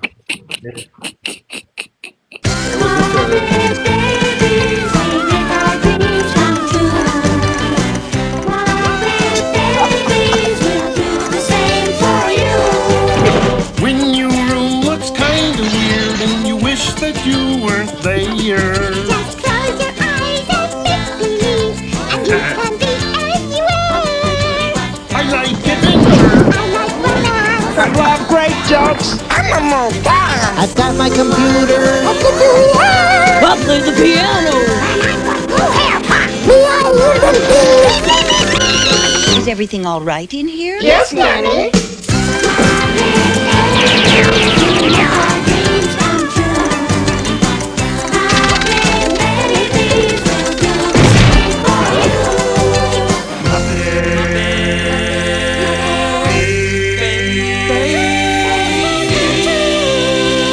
Oh man, that's what I'm saying, man. Bro, they all got some magical, fantastical story about when they pooped. They was doing. I'm talking about, man, the stories, man. Everything aligns with being a Muppet Baby, man. All right, When so I first seen Lamar, it kind of reminded me of Rugrats. No, listen. The premise of the Muppet Babies, which I'm quite sure y'all know what the Muppet Babies. There's no way y'all don't know what the Muppet Babies are. But No, I don't the know premise about of them. I just premise of heard that- him now. of Well, that- I just seen the thing. I Yeah, heard no, him the premise though. of that was during the 80s, so that you could tell that's an 80s cartoon. So I was born 81, so that like I grew up watching that, right? So the premise is that they're the babies, they're the Muppet Babies. They go to a nanny, right? They go to this nanny and they spend their day at this daycare. But while they're at this daycare, they create all these fantasy lands, and how they do it is they open a closet. That's what I said. They just open up the closet, and every time they open up the closet, it's whatever fantasy land they want it to be, and they enter that fantasy land and have fun for the day, and then they come back and everybody gets picked up by their parents and go home. So like that's basically the TikTok world. They come in, create a whole new fantasy land. They lie about everything. They say, "Oh, I heard rumors. Oh, when I was playing, I shot 7 to 10 on the pickup game from the free throw line." Right? All this stuff, right? You know what I'm saying? Oh, no, I was gonna pay my child support, but I had to wait for my wife's taxes to get taken first. Then I had to pay that first to get that back. See, they always got stories and fantasies. Yeah. Oh, I was at the biker club. No, that we went to a strip club. Then no, we just went to what was it? All this other stuff. They just be lying about everything. Oh, I didn't ask you to talk about the NBA trophy, but then when you bring up the NBA trophy, now that's what you brought up. That's it. Yeah, exactly. Moving on to the right. Moving on to the right. Yeah. Oh my god. And also, He just does answer look like Hermit the All-Star. Frog. If someone's traded to a different team in the opposite conference before the All-Star break, they represent FYI, the you conference funny, they're in. bro. No, hey Johnny did it. Hey Johnny, the ones Hey, Johnny said it, man. I just put it on the screen, man. So look, man, if y'all watching, get mad at Johnny, man. Don't get mad at me. Hey, man. Yeah, Miss, you heard Miss Piggy. She said, just close your eyes and make believe, and you can be anywhere, man. Oh, man. Those are wait, they're using the Muppet Babies Bible? Yeah. That was going on? Yeah. They using Hey, Lamar, who would be Fozzie and who would be Gonzo? All Ball definitely got to be. Oh my gosh. Who's the blue one? Elmo. Fozzie is Gonzo. That's Gonzo. All Ball talk is definitely Gonzo. That is for sure. Young Miami. He kind of got the nose like him too. Could be Fonzo. One of them could be Fonzo, but for sure, Gonzo is the mean one, the one that's always trying to take over and one trying to act like he's the best of everything. That's Snowball Talks for sure. That's him for sure. And Fozzie's just a clown. Fozzie might be cheese. Yeah, I was gonna say Fozzie is cheese. Animal is Young Miami. You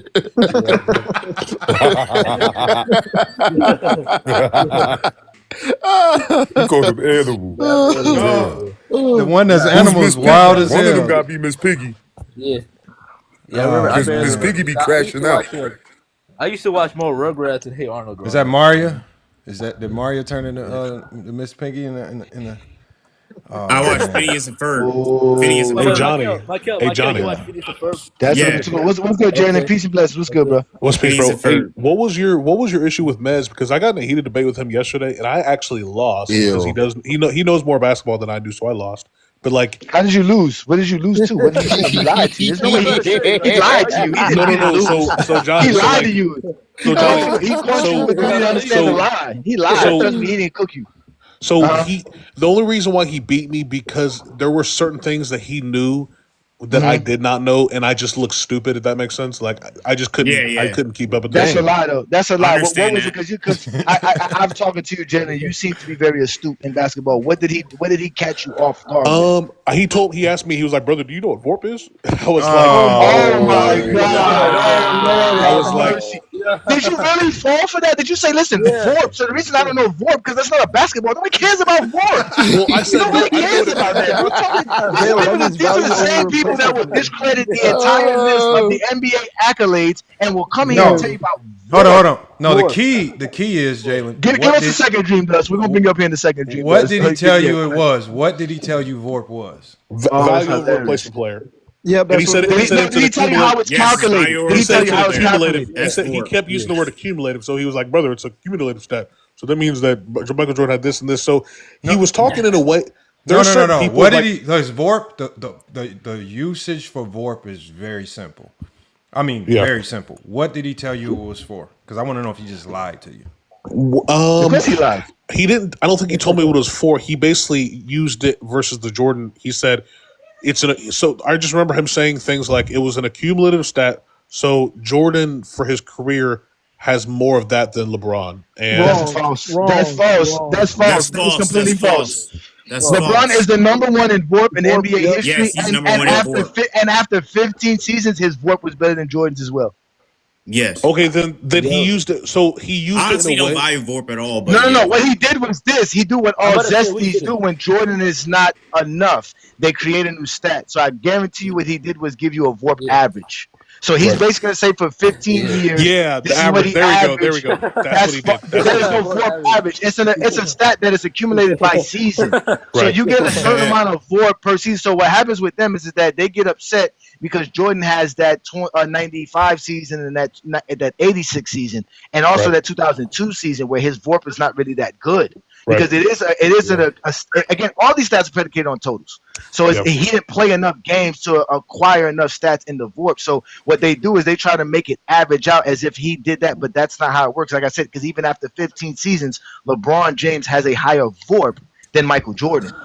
Okay, so they try to eliminate the seasons he didn't play, so they can just go off of probably those 13 seasons, and they're gonna say with those 13 again.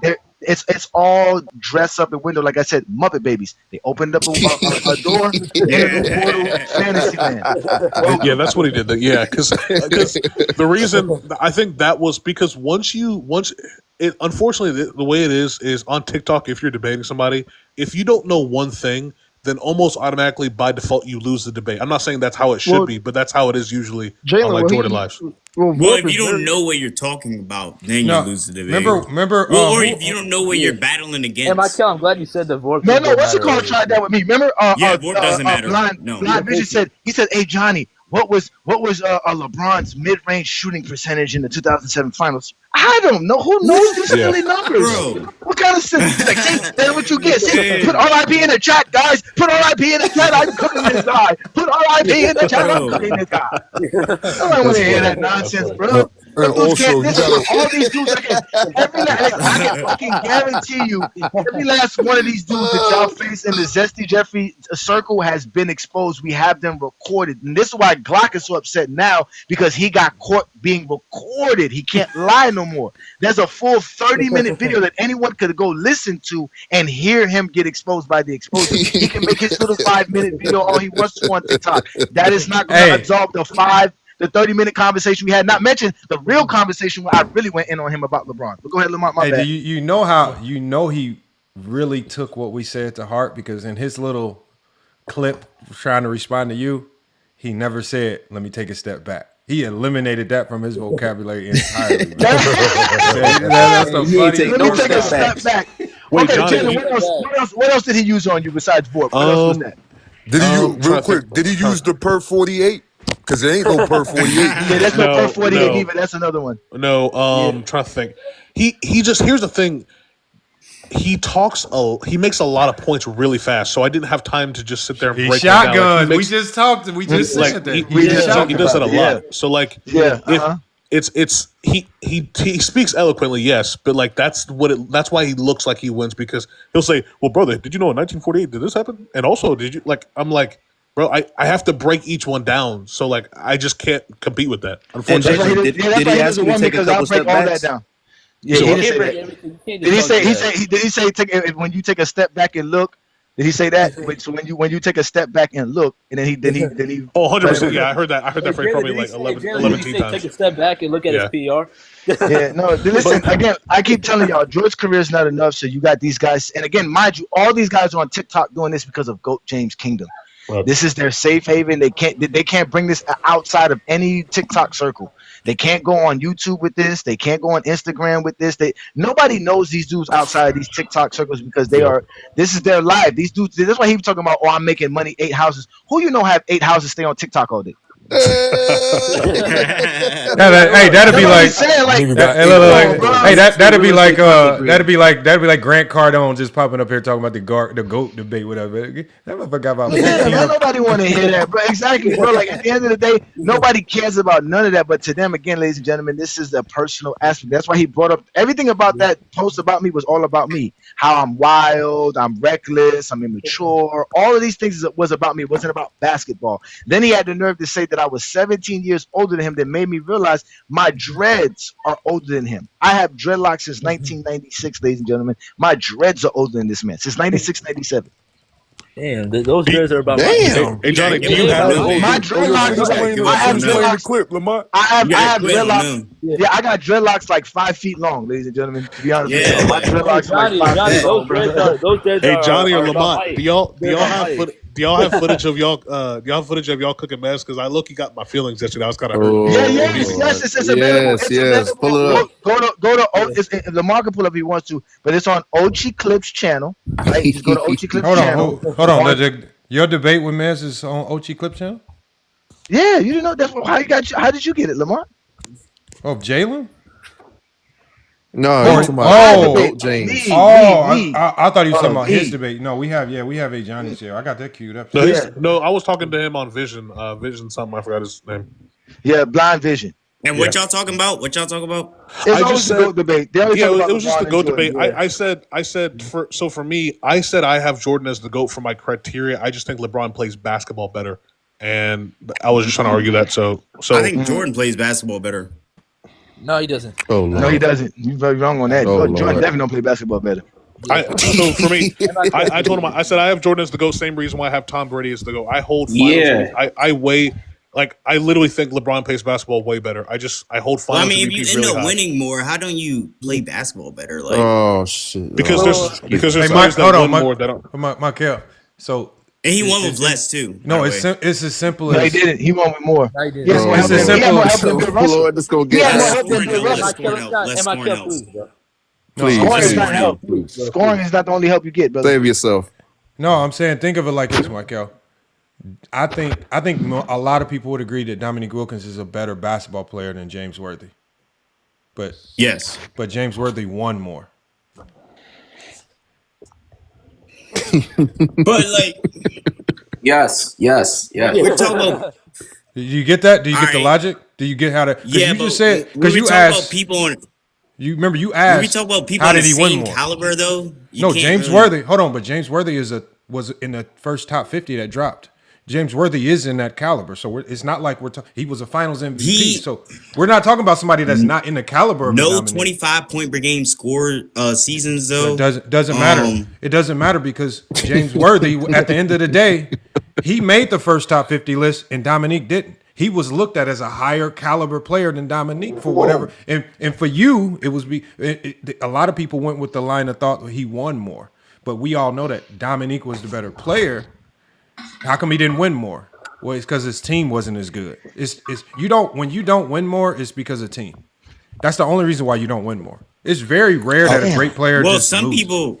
But how you feel it? So how you what Some you people said about carry the their 20 team real anyway quick, and man. win. Like Hakeem, Tim Duncan. Hold on. So how you feel about Magic? Jerry West. Some people carry their team and win. Hold on, y'all. Everybody's so asking how a you feel question. about Hold on. Magic? There's One too at a many time. groups. One at a Yeah, time. One at a question. time. One at a time. But James Worthy, he's not like I'm gonna say Dominique Wilkins. What I'm going to Dominique Wilkins, he's a better floor raiser than James Worthy. What does that mean? All right, let's look. Like he could do like if James Worthy was in his position, like they wouldn't win as much games as Dominique Wilkins. Yeah, but how do you know that? That's off a hypothetical. Well, You can't. Hypotheticals can't. It's not even factual, bro. if you do the numbers, replace their numbers, replace the points per game, and with the But you're Dominique taking Wilkins. James Worthy's numbers playing behind Magic and Kareem versus Dominique, who had to be a number one option. So again, we have to say, yeah, but James Worthy, we have to correlate it. I mean, I get your point though. If James Worthy is the number one option, that means he gets more shots. That means he gets more usage. He gets more plays ran for him. So we can automatically assume his numbers go up. And if you put Dominique on the Lakers, his numbers are going to go down because he's going to have to play with a Magic, with all the other great scorers. So again, we're still talking about two players talent-wise or like who are on the same elk. They're just in two different roles. James Worthy was a number 2-3 option. Dominique was a number one option. The only significant difference was one guy had a really good team, one guy had a really bad team. That's really the only difference. Yeah. One got to put a better stats, the other got to win more games, you know. So real quick, so how you feel about You're right, FYF. You're right. So how do you feel about Magic Johnson being that he never averaged 25 points per game? Magic, he's still a top 10 player. But again, like Magic though, like he ends up winning MVPs too. Like so I don't really care. I'd care, but I don't really worry too much about his points per game. Yeah. Michael. So that means you just proved the point that points per game really don't determine anything. Because again, like you just said, you got guys who win MVPs who don't average 25 points per game. So again, 25 points per game may sound nice if you're zesty, but it's just 25 points per game. That's all it is. It's good. Yeah, Steve Nash won 2 MVPs and didn't even average 20 He has points. like 6 seasons averaging 27. Yeah, but the whole point is that He's a scoring champion too, averaging 30. Yeah, no, but the way we talk hoops here, my friend, we talk hoops. Like we don't, we don't. Yes, it's a hoops. There's a lot to scoring. It's not just about scoring. We talked about this the other day. You could be a great scorer, but if somebody don't get you the ball, somebody has to get you the ball. I mean, but right? like, why didn't they just average more points then? What do you mean? Who you talking about? What do you mean? I know where this going. Hold on, y'all. No, it's okay. Hey, it's okay. Like who didn't average more points? Like name a player that could have averaged more points, but they just didn't do it. All right, no, I'm just saying, like, if like they was to switch positions, right? I know it's a what if, but like, if they was to switch positions, like, how would Like, who's to say their points per game wouldn't go up and like Dominique wouldn't maintain his scoring? No, so I'm saying, you think if James Worthy took 25 shots per game, 23 shots per game like Dominique was taking, he wouldn't average the 28, 27 points per game that he was averaging? Because that's what he was basically doing. No, taking he wouldn't. You're telling me he's the same skill level as Dominique Wilkins? Yeah, I would say he's actually more skilled than Dominique. Yeah, you can argue that. Well, I'm gonna say why though. When you Dominique's efficiency is pretty good. His when you take a step back. What else? His athleticism. Yeah, that's what I was gonna say. Pretty good. Take a step back and look. When you take a step back and look, okay. Athleticism better than Worthy's. His finishing His better than athleticism Worthy's. for sure. Yes, I would agree there. I like Even his Worthy was a finishing great better than finisher. Worthy's. Yeah, Worthy was a better finisher, more efficient. You said No, Worthy? no. Dominique is but, definitely the better finisher. Wilkins is higher volume, and you can say if a higher volume is lower percentage usually. So Yeah, but the thing about him is that most of his shots came from him going to the paint and dunking and getting layups, right, in transition. That was Dominique's main thing. James Worthy could dribble, shoot it off didn't the have dribble. to be in transition. He could do it on half. No, I'm saying the majority of his shots came off of that. Like he wasn't somebody that you were going to just let shoot shots. Like Dominique Wilkins did not have a jumper. Like he just didn't. Like he couldn't shoot. This man was kicking his legs shooting. Yeah, he couldn't shoot. Yeah, he was not a shooter, but he was very good at transition. Well, he could shoot. He could shoot mid ranges.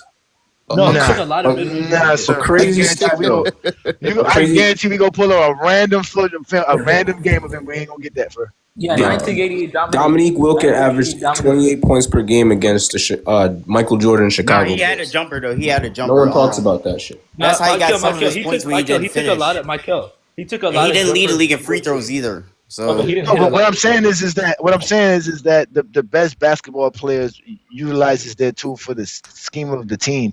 Dominique Wilkins out here scoring 28, 27 points didn't lead to too much in the game of basketball. He had help too. They went and got Moses Malone for him. All kind of players, man.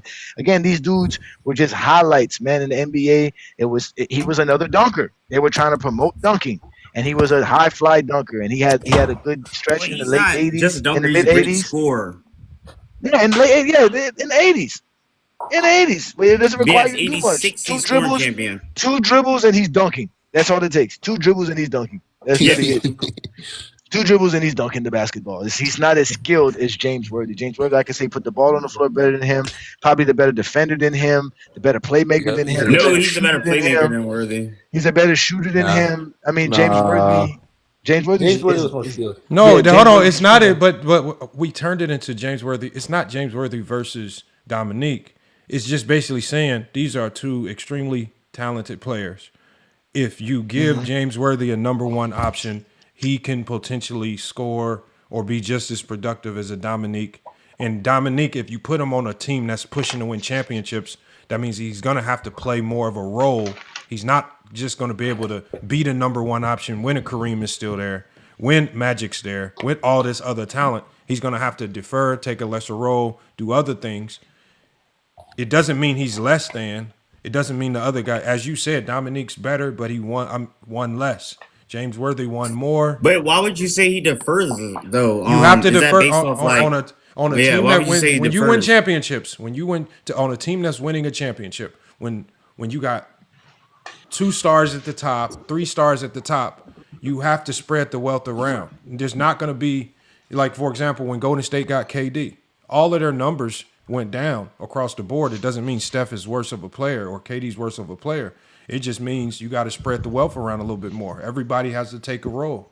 You're not going to have you're not going to have these crazy situations where you're going to be able to go out there and get your 30, 35 a game and everybody else is just collecting the pieces doing other things, especially in today's game.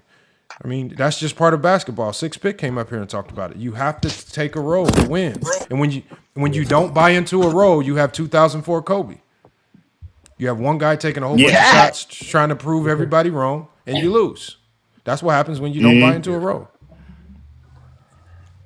That's just basketball. Hey, Johnny and Lamont. Yeah, you're right though. So he would have probably, in order to win. I'm sorry about interrupting you, but I'm still going though. But think about this. When Kobe won the 3-peat with Shaq, did it make him any less of a player that he had to be the number 2 option? Because according to Jordan fans, their logic makes them think that No, Kobe was because less of a player. You could just stop right there. Again, nobody with I a don't brain do it. is gonna. I don't do that though. I don't do that. Nobody with a brain should say Kobe is less than because he had to be a number 2 behind Shaq. He just was playing a role. He was a great player that had to play a role to win championships. When he stopped playing that role, they lost, and then they had to break the duo up because he stopped playing that role. That's why. So you always have to take roles in basketball. Otherwise, it just don't work. Wait, you said who had to stop? Well, when Kobe stopped playing the role of a second option, he started going haywire like he did in 2004. You have to now split them up, and it's not going to work. You cannot have 2 number 1 options. One guy has to be the main guy that the offenses ran through. Everybody else has to defer. That's what they get mad at Scottie Pippen for. They get mad at Scottie Pippen because he chose to defer so that the Bulls could win 6 championships. So then they say, "Oh, Pippen couldn't score 30 a game." Well, of course he couldn't score 30 a game because he had to take a back seat so that they could win championships. It's just the whole purpose of it. But we saw Pippen by itself. He only averages 22 though. That's why I'm like, we don't know where the points goes up by itself. Pippen by himself was the 3rd best player in the league, 1st, 2nd, or 3rd best player in the league. 22 points per game. I want you to ask yourself, why was he looked at as a top 5 player in the league? Yeah, but they act like a lot of people in the there was 20 players in the 90s averaging over 25. His points per game and stuff, his other stats didn't really go up. His points per game did by a little bit, but again, it's not notable. His other stats were already high per his position relative to era. Like that's why, like the points per. That's why what Johnny was saying about the points per game. Yes, again, we're talking about 2 good caliber players here, so of course they're good for their era. No, we're trying. The point of this conversation is that what Mikhail said was that obviously we don't. He said the scoring thing. He also he believes this TikTok nonsense about first options and the best player on the team. Blah blah blah. That's all nonsense. We don't believe that. I don't really value first option. Mikhail, I don't value rings. What you failed to give Pippen credit for was, I mean, you just said something about floor raising. As soon as he took over at the number 1 option, not only was he looked at as a top 3 player in the league, but Horace Grant and B.J. Armstrong significantly elevated their game, significantly so that they were looking like all-stars. 7 point per game increase. So instead of him taking all the shots, he chose to help others get better with his playmaking, with his passing, with his ability to score. He chose to use it not to chuck up more shots, but to help the team, the overall team, be better. And the only way that team gets better is if he allows B.J. Armstrong, Tony Kukoc, and Horace Grant to thrive in their roles. That's why they won 50 games without Jordan. That's why they won over 50 games without Jordan, because Pippen wasn't trying to go out there and shoot 29 shots a game. And Michael, you're also a Bill Russell guy. Like we all know that. All right, that makes sense. That makes sense. Why do you think Tony Kukoc hated playing with Jordan? I want you to ask yourself that. Why did Tony Kukoc hate playing with Michael Jordan? Because he couldn't get the ball a lot. He couldn't get it. He couldn't play his game. Now, why do you think he loved that 1 year with Scottie Pippen? He was getting hella game winners, brother. Hella game winners. He could play his game. Yeah, he rises that year. And this is not a knock on Jordan, but what I'm saying is Pippen's ability to elevate a team, Pippen's ability to be great is not tied into his points per game. It sometimes can be tied into what he's able to do for others. I would say most times it's tied into that. Like I think that's Pippen. But people don't like to admit to that, because admitting to that, especially if a Jordan fan admits to that, that means they have to. That means they're going to have to be giving LeBron James a ton of credit when we know they don't want to give him a ton of credit. Hey, Lamont, do you wait? I got a question for FYF. Do you value the person's role, or like what the role they're doing for the team and how they impact the team, or the person's stats? Or just the role, actually. Do you value the role or the stats? Sometimes your role doesn't call for you to get a ton of stats. Like with Draymond Green. You think Steph Curry cares about Draymond's stats? Steph Curry, he's still with the Warriors. He's been an all-star. He's been an Olympic gold medalist. Draymond Green has been great in this league because of he's willing to take his role, whether it leads to stats or not. Sometimes your role don't always lead for you to be the guy that scores or the guy that makes the assist pass. Sometimes you can get the hockey assist. That's why I wish they counted hockey assist in the NBA. Alonzo Ball, they counted it one year. Alonzo Ball led and Draymond Green led the NBA in hockey assists when synergy counted it. But these are two guys that make your offense function, right? But so there's no credit for some of these things. So when you take a role, you have to understand that I may not get the glory. I may not get the assist. I may not get the score. I might not get the dunk. But I contributed heavily to this team winning. But a lot of fans don't know how to do that. They don't tell the full story. I gotta add to that. Let me add to that too. Let me add to that. Hold on, Wait. all right. So FYI, this is my Jaylen Brown. Okay. Hold on, Michael. Michael. Hold on, just please, brother, give me a chance. No, add to that. No, I'm just saying. Another great example of what you guys don't understand is the Jaylen Brown thing. I've always told people how great Jaylen Brown has been, and all we keep hearing is he's a second option. He doesn't do this. He doesn't do that. Blah blah blah blah. But the fact that he plays his role at an elite level should tell you a lot more about him than his quote-unquote stats. He's playing his role. Now that he's the first option because the opportunity is there, all of a sudden the people are like, oh, look at him. Now they want to start praising him when, again, these would be the same people that was about a year or two ago when I was telling people he's a top 10 player in the league. And they were like, he can't be. He's not a first option. He can't be. We've had people tell us that even being an elite second option doesn't take away from just a guy who's being a first option. Like, just because he's a first option, he's automatically better because he's a first option on the team. So, again, we value talent. We value skill. We do value your stats and what you put up. But, again, we understand your role. Not everybody's going to be the scorer. You can do a lot of things on the basketball court besides score. Yeah, like everyone was that's the point. Like J-Dub is better than MPJ. MPJ is the first option on a bum team. And on a good team, you know. Like Gilbert Arenas said, man, Pat Beverly was averaging 30-something points per game in high school, bro. These dudes are scorers where they come from. A lot of these dudes who come into NBA were scorers where they came from. Whether it was college, high school, whatever it is. But at the end of the day, you have to play a role. That's not because the role. That's because players are just better than other players, you know? No, it's 100% because the role switched. Like, got to the NBA. No, it's because you're playing harder competition. No. Bam is the best player on the Heat. He's been the best player of the Heat for a long time, but he's never been the best scorer on the Heat. So just because you're the best scorer don't mean you're the best player. That's another thing too. That's a great example, by the way, Johnny. The Bam example. That's a great. Just because you're the best scorer on a team don't make you the best player. So that's just how I think what Michael Russell wasn't the best scorer. So I know that. Paul Pierce in 2008 is a perfect example. KG was a way better player, but Paul Pierce was a better scorer. Michael, are you basically saying that Patrick couldn't average 30 in the league? No. Which I agree. I agree. I think I agree. I think that's true. Well, there's not a lot of Beverly. Any player can average 30 like that. If you're not Lamont, you're muted, Lamont. Yeah. I'm saying the correlation you should make is not that he could come to the NBA and average 30. That's not the point. The thing is, could he take on more of a scoring role if a team gave him that? The thing is, he had to completely change his game, and the only identity we know of Pat Beverly is a defensive identity because that's the role he had to take to stay in the league. So now, if he came into the league and some team said, we want you to be a Lou Williams type scorer coming off the bench, and he could thrive and just maybe he could have developed into that, but these guys have to take on different identities just to stay in the NBA. I don't know why we kill him so much for taking on roles. And Lamont, just because someone takes on a role, some instances that happens, but in some instances, what you mean? That's 99% of the NBA.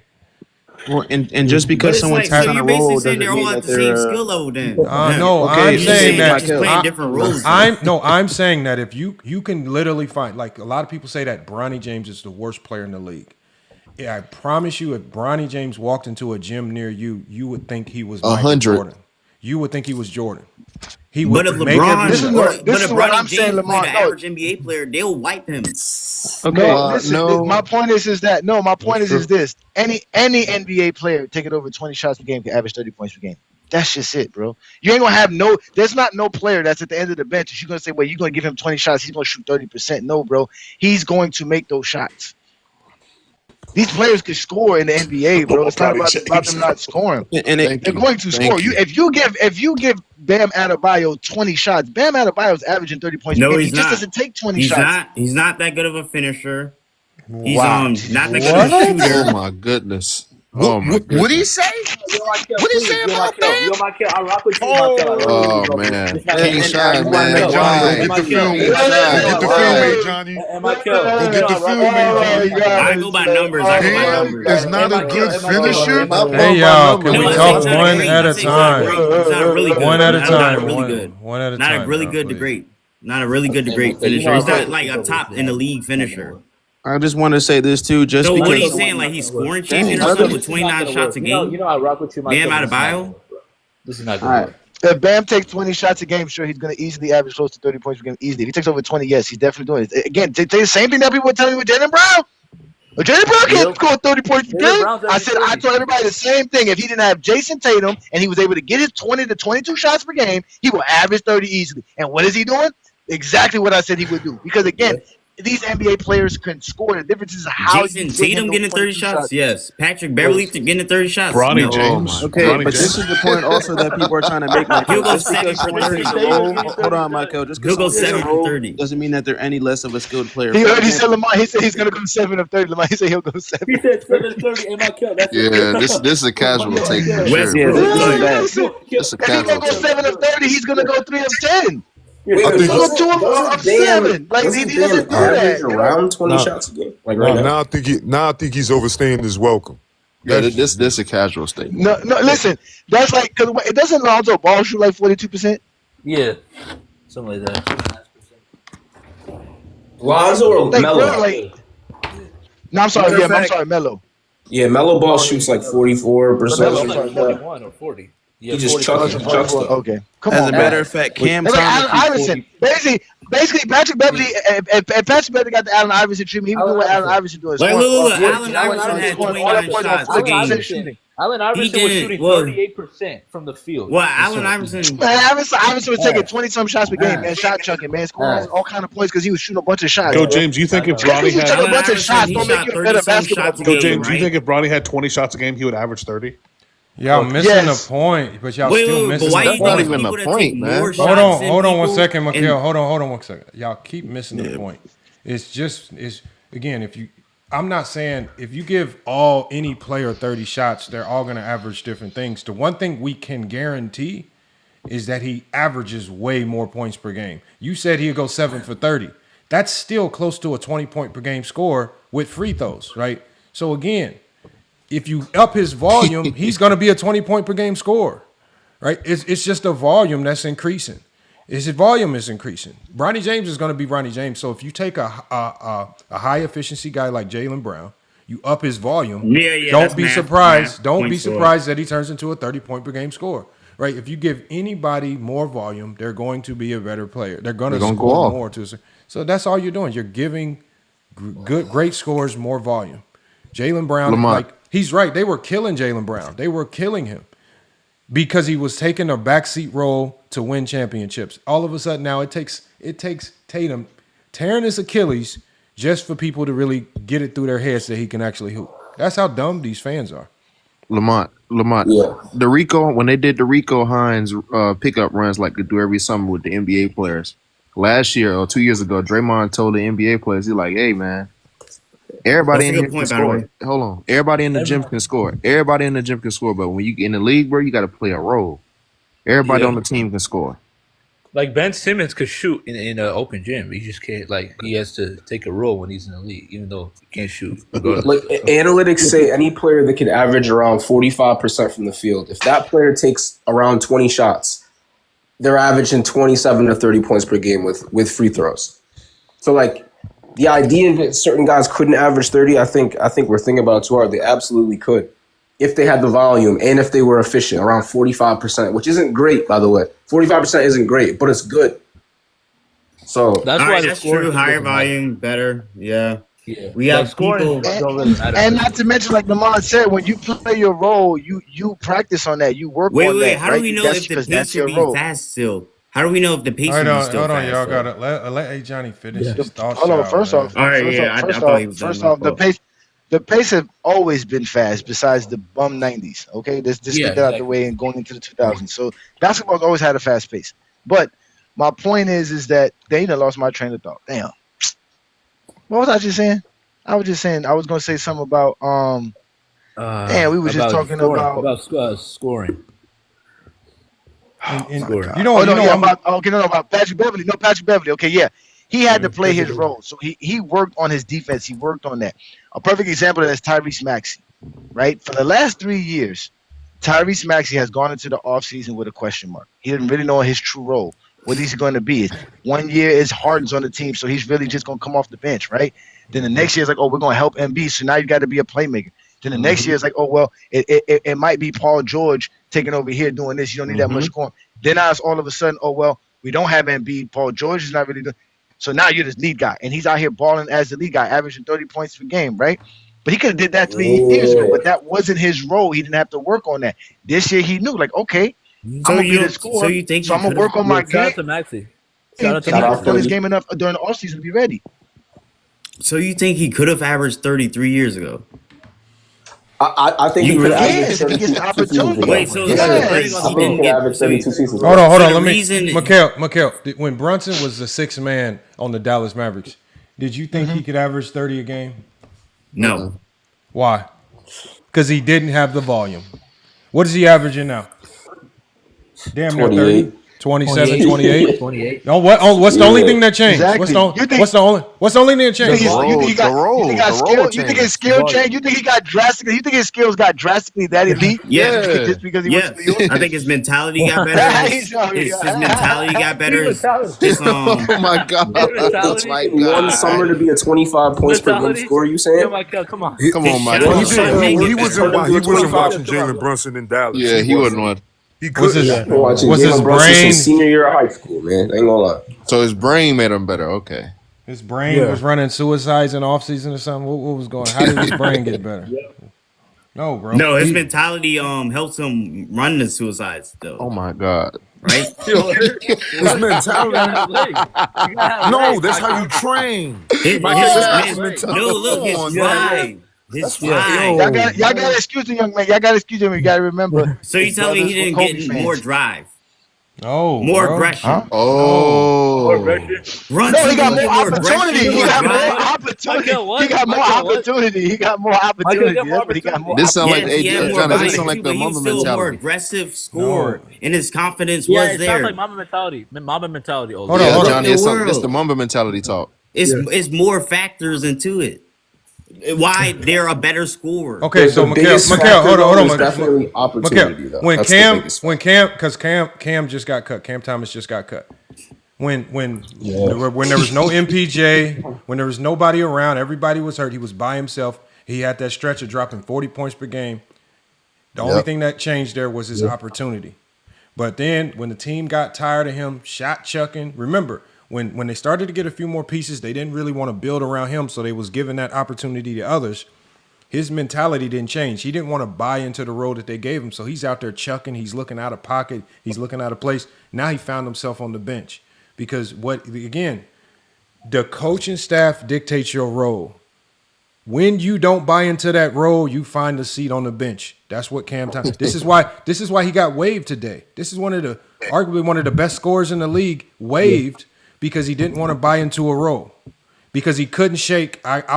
They said, we're going to give all the shots to MPJ. Every time he touched the ball, he was chucked. Did y'all see his last game in Brooklyn? Yeah. Oh, my God. His highlights are horrible, bro. He's just throwing up shots. That was bad. So all I'm saying is the volume, when you look at Michael Porter Jr., he wasn't getting this volume in Denver. He gets the volume in Brooklyn. Now people talking about he's not a much better player. He's still Michael Porter Jr. He just now got the opportunity to chuck a whole bunch of shots. Yeah, he's the same player. Yeah, he been a bucket since college. Michael Porter always projected. Some people are the same players. Some people mentalities change. I think I noticed something in Brunson though. He did get more like the only thing that changes in your mentality when the coach tells you. The only thing that changes your mentality is you're the number one option. You're going to get the most shots. You just get happier. That's the only thing that changes. Yeah. You happy. Nothing changed about Jalen Brunson's game since he played for Dallas. When you're not into the game, when you're not fully in the game mentally, you're not playing better. Are you saying Like, Brunson? Are you saying Brunson was in the game in Dallas? That's why he looked so good coming off the bench. That's what I'm saying. Yeah, like he wasn't watching. he was good. He was good, but yeah, he got more aggressive though. Like, and I'm just bringing it up because he's not the because 6 man of the stuff year to do with, anymore. like, how good they play. He's the number one option. Because he's the number one option. He's not going to get more shots than Luka. I mean, excuse me, he's not a 6 man anymore. He's the number one option now. Hey, yeah, hold on. Go ahead, Tony. Go ahead, Cook. No, I don't get it at all, bro. It's not. Yo, what up, Okay, Tony? what he's saying is this. What he's saying is this. When you are the number one option, you play with a certain level of confidence, right? You need a certain level of confidence to play, right? You don't have to play scared. You don't have to worry about getting pulled, okay? That's what he's trying to say. Like, look at Nick Anderson. When the confidence left after you break those free throws, he's never the same player. So there is a mental aspect to this game. That's yes, what I'm it's a saying. mental part of the game. So that's what he's trying to say. No. That doesn't. No, that's not true.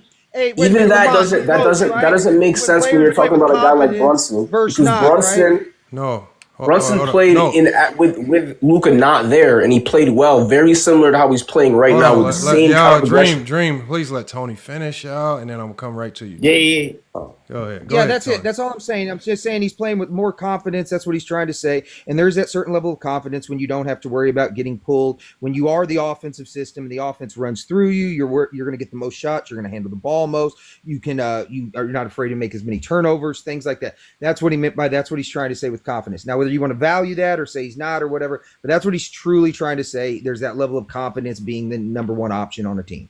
That's what he's saying. But Brunson's role coming off the bench in Dallas was to be a lightning in the bottle type of scorer off the bench. They just minimized it because because Luka was dominating that position minute wise. The only thing that changed between Brunson in Dallas and New York is his time on the court.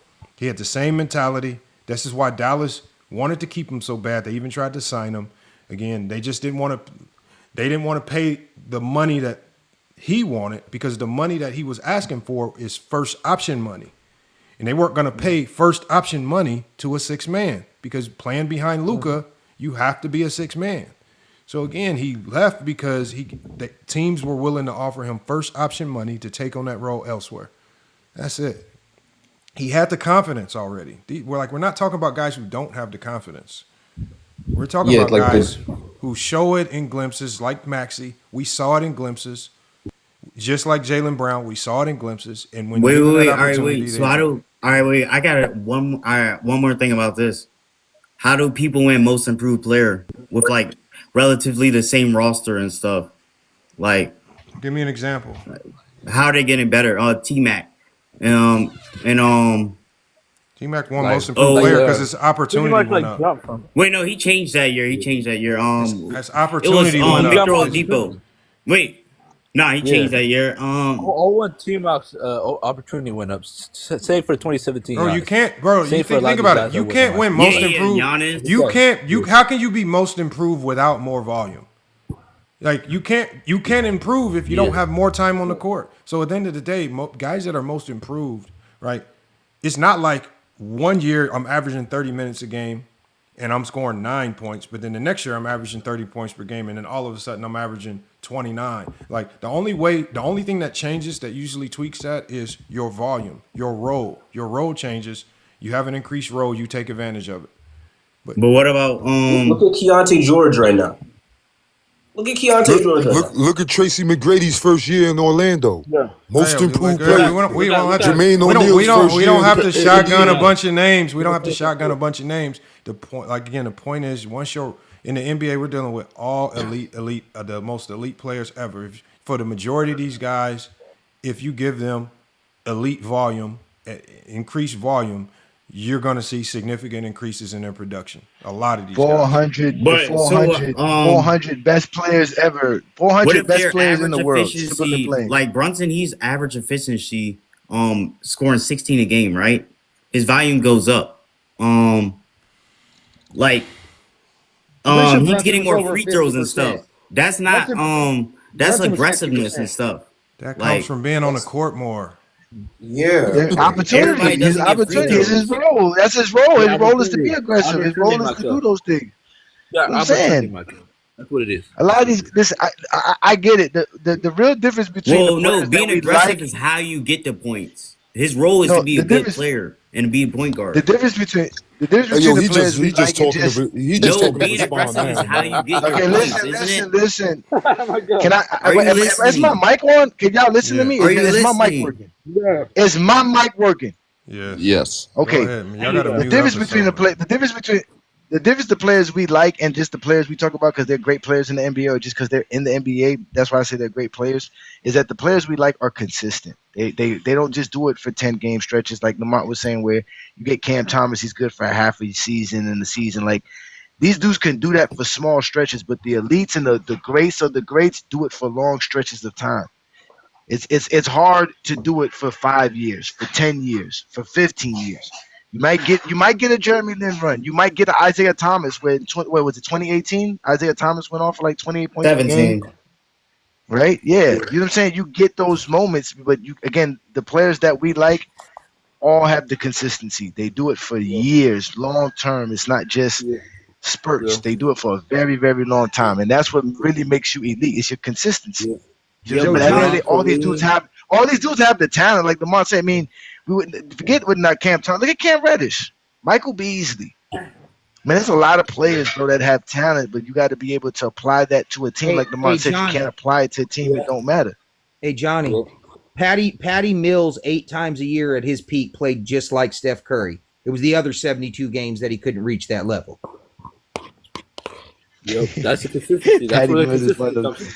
Patty Mills is one of those ballers though too, bro. Them dudes be balling though, man. Like when people talk about like people like JJ Barrera and stuff like that. If you don't understand how good these guys be, man, you make fun of these guys. I'm a Patty Mills fan. I think Patty Mills is fantastic. And consistency matters too, guys. Yes. Oh my. Yeah, that's what I'm saying. Yeah, that's what I'm saying. Consistency matters. Yeah, man. Yeah, we got somebody new here. What's good, man? Peace and blessings, man. What's good? What's good? He's been consistent for over 2 decades, and they act like he's shit for it. That's one of the things I hate about the knock on LeBron. That's his best GOAT argument is how long he's been I don't know if I disconnect. I don't know if somebody disconnected you. I'm sorry if you did get disconnected. Sorry about that. Inside, who got disconnected? Because we do be having people in the background.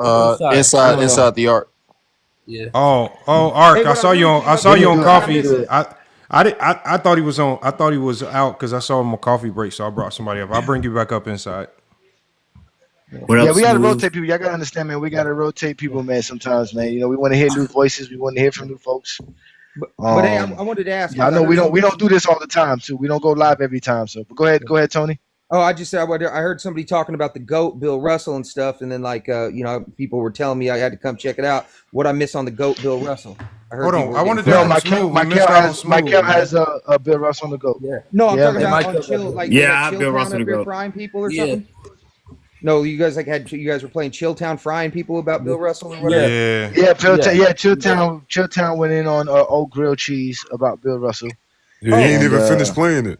Oh, bro, you know what? And what's the call was up there too. Young Miami ended up popping up on that live too. Hey, can I tell you about O-Cheese? This one had me dying. So he made a post about Kobe. He's the only one to go back-to-back without another player getting MVP votes, and that's the only one ever. And I put, you can go look at the comment. I go, that's a lie. Magic did that shit in 87, 88. I said Russell did that shit in 68, 69. He just said nope. I'm like, what do you mean nope? Yes, they did. I heard that. The post up. Yeah, I heard, I'm like, bro, you just talking to. Didn't Akeem do it too? No, he was just talking. Drexler got some MVP votes in 95. Drexler got some MVP votes. Yeah. No, by the way, did they trade for Drexler mid-season or did they get him before the season? Yeah, so they traded for Drexler mid-season.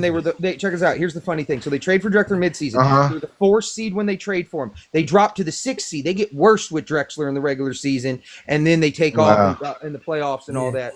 That's why I tell everybody, 95 Akeem's the best player I've ever seen play basketball. What? Better than Shaq 2000? For 1 year. I'm about to say better than Shaq 2000. Hey, yo, why do y'all have to try to debate with him on his own personal assessment, man? Come on, man. He's not changing. Okay. Wait a minute. Hey, okay, I think Brownie changed. Just to answer your question, just to show you what I'm talking about, just to show you, because I know you guys like scoring in general, but Shaq's best series is 38 a game, and Rick Smits is playing D. Elijah One's is 35 a game, and David Robinson's playing D. Okay. Well, that's that series he played. You know what? That's true, Lamar. Remember they brought up that series to us? They were telling us about 95. That's the only series that any Akeem person could bring up is the one versus Dave Robinson in 95. He cooked them. He cooked them in that series. Again, they do a lot of basketball reference watching.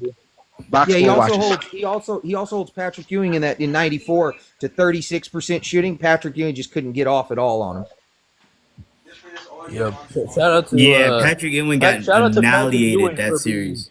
So Hakeem, he could be the greatest player ever. He averages 33 that playoffs too. I mean, I'll put it this way: just man. If y'all don't stop with this Hakeem Olajuwon nonsense, man, y'all gotta stop. Yeah, let's start with Hakeem Olajuwon. Statistically he's speaking, not top 10, bro. He is not top 10, but I ran the number.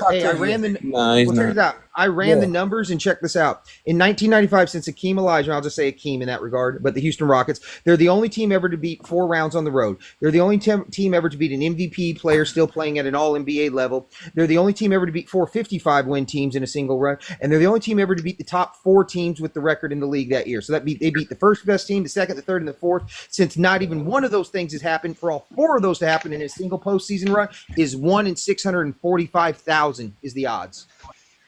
That's because the '90s suck. I got something for y'all.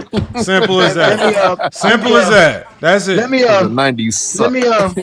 Let me address you, Bill Russell guys, because Lamont and I have this TikTok live, and we like to have fun because we love talking basketball. But Lamont's main thing is people's criteria. He has an algorithm that you guys can kick your criteria to, and it could chop up a top 10 list for you. But we like to do it because we want to see how your criteria match to your top 10 list. Michael or Tony, do you guys want to do that? Because we do this with Zesty all the time. You guys, and whose criteria?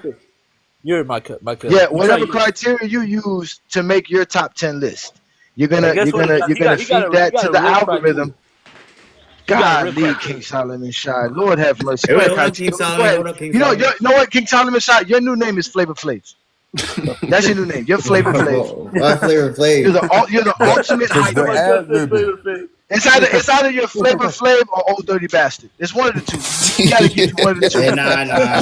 That's gotta be your nickname, bro. Because we don't need the ad lib. And I'm trying to explain to Michael and Tony how this works so that they can feel comfortable with us. You usually give Lamont anywhere between 3 to 5 bulletin points on what your criteria is. And then he shoots that to the algorithm, and it's going to spit out a top 10 list. But before we do that, we get your top 10, and then from there we have a discussion. Cool. Because I'm with it. You want to hear mine? we really don't care where you got people ranked. We just want to know why you got them ranked and how you got them ranked there. Yeah, well, I'll give you exactly how mine goes. You ready? Hold on, let me set it up real quick. Yeah, because I gotta type it in. Okay. Hey, so this should be fun, man. Hey, when Lamont, when you get back to me, there's something I want to talk to you about, like with this criteria, like the things that you do. That's what I want to talk to you about on the network. Okay. Yeah, no doubt. Again, we do support all content creators. We see you go live, Tony. I think Michael, you go live because I think I see Michael's. I go live every day. Dog, let me tell you something. Bro. I'm doing the I don't understand Jordan over Russell debates, and the Jordan fans. It's all about. Let's see. The arguments are what ifs, a shitload of what ifs. Okay. Then the argument boils down to basically when these players' parents are fucking. Yeah, that's a big one. Because if your parents are fucking in a certain era, then watch the language, Joe. Watch the language, Tony. Please watch the language on FYF. Please. We try to keep the content clean for YouTube. Please, I got you. We put this on YouTube. I'm trying to hold my laugh, man. Okay. Got you. Well, I say it like that to showcase how ridiculous it sounds. Yeah. Because it's just ridiculous. You can't be the GOAT because you weren't born in a certain time. Because they try to blame Bill. They try to blame Bill Russell for segregation. It's like segregation was Bill Russell. You're right, Tony. You're right. You're right, Johnny, Tony. I got told one day that I'm racist if I have Bill Russell as the GOAT. Hey, Tony, I'm ready for you. Oh wow, you're ready. And they put the racism card on you. They call it white supremacy. Go ahead, Tony. Go ahead, Tony. What's your criteria, man? So my criteria is the top criteria is being the best player on a title team because that's everybody's goal, right? You want to be the best player, you want to win titles, and you want to lead your team to titles. That's the philosophy, the goal of the individual person. So that is the number one. That's the number one criteria. If you are the best player on a title team, I really don't give a shit about what else. That's why all guys, like Bobby Dandridge, best on the 78 team, is a top 100 player to me. So anyway, best on a title team. Okay, then it's a mix of accolades and stats. Those are three objective facts, and that's all I really care about is objectivity. I really don't care about anything else. Okay, now I do realize. Hold on. When you say a mix of accolades and stats, Which Yes. accolades So like and stats did you elevate or specifically focus in on? Because you can't just tell it accolades and stats. Okay. That's a So- lot to so leave for I got you. desire. It's gonna do some weird stuff with that. Okay, cool. So, like, let me give you an example. Accolades. The number one accolade I value is MVP because that is the best accolade you can get. That's the top accolade you can get. So I put emphasis, especially in top 10 conversations, MVPs. So that would be the number one accolade. That's the best accolade. Yeah. So, like, for example, like we'll just use Russell and LeBron. I got Russell as the GOAT, right? So Russell's got 5 MVPs, LeBron's got 4. The secondary accolades, he may have more. They didn't really have those in Russell's era. So I would give Russell the accolade nod because he won more MVPs in that regard. Then stats. Okay. Then I value, like your per games, your totals, all of that. Like, for example, I think it's really dope. Wilt Chamberlain has more rebounds than Larry Bird has points. I think it's really dope. He has more rebounds than Dwayne Wade has points. He has more rebounds than Charles Barkley has points. He has the most unobtainable all-time accumulative stat in the total rebounds. That it's the most unbreakable record in the NBA. Nobody is going to break that. That is by far the best record. Okay. So stats-wise, I value all statistical titles basically the same. Like, for example, if Bill Russell's leading the league in rebounding, and that's leading to wins, but Michael Jordan's leading the league in scoring, and that's leading the league to win, I look at their league-leading stats just the same because it's leading to wins. I really only give a shit about leading to wins. That's the whole point. Okay, now, with the objectivity, I realize that, like I said, the number one thing I got you, bro. Sorry. Is the number one thing in my criteria is best player on top team. However, since it is objectively accolades and stats, and we can track those, I realize that if you are the GOAT of stats or you the GOAT of accolades, you have a GOAT case. I.e., Kareem has a GOAT case, be that he's the GOAT of accolades. He also leads you to multiple titles. Wilt is the GOAT of stats. He leads you to multiple titles. So, and when Wilt does too, it's really, really impressive. So with that being said, that's kind of how. Is that good enough breakdown? Okay, so I have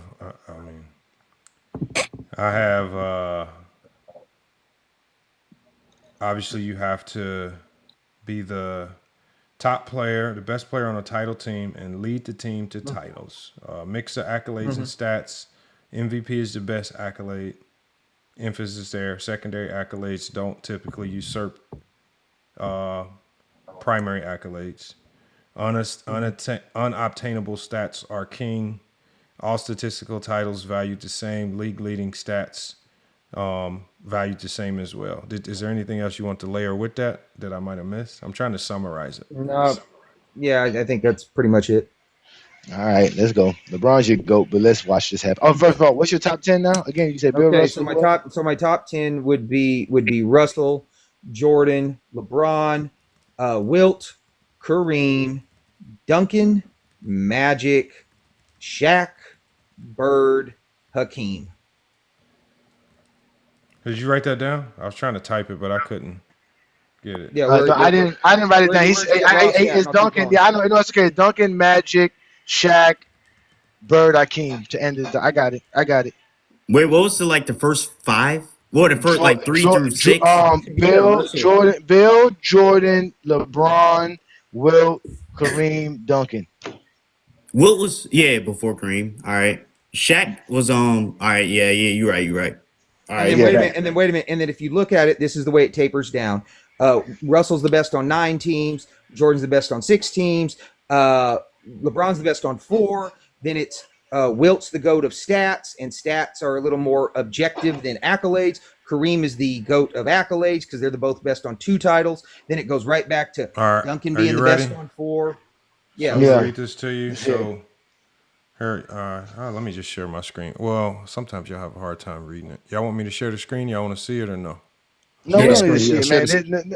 We don't have to share the screen, man. Just go through it. I got to do all kind of weird. Don't say you don't have to share your screen. Yeah. All right. It says, so it's going to give you a summary of the criteria first, the way ChatGPT understands your criteria.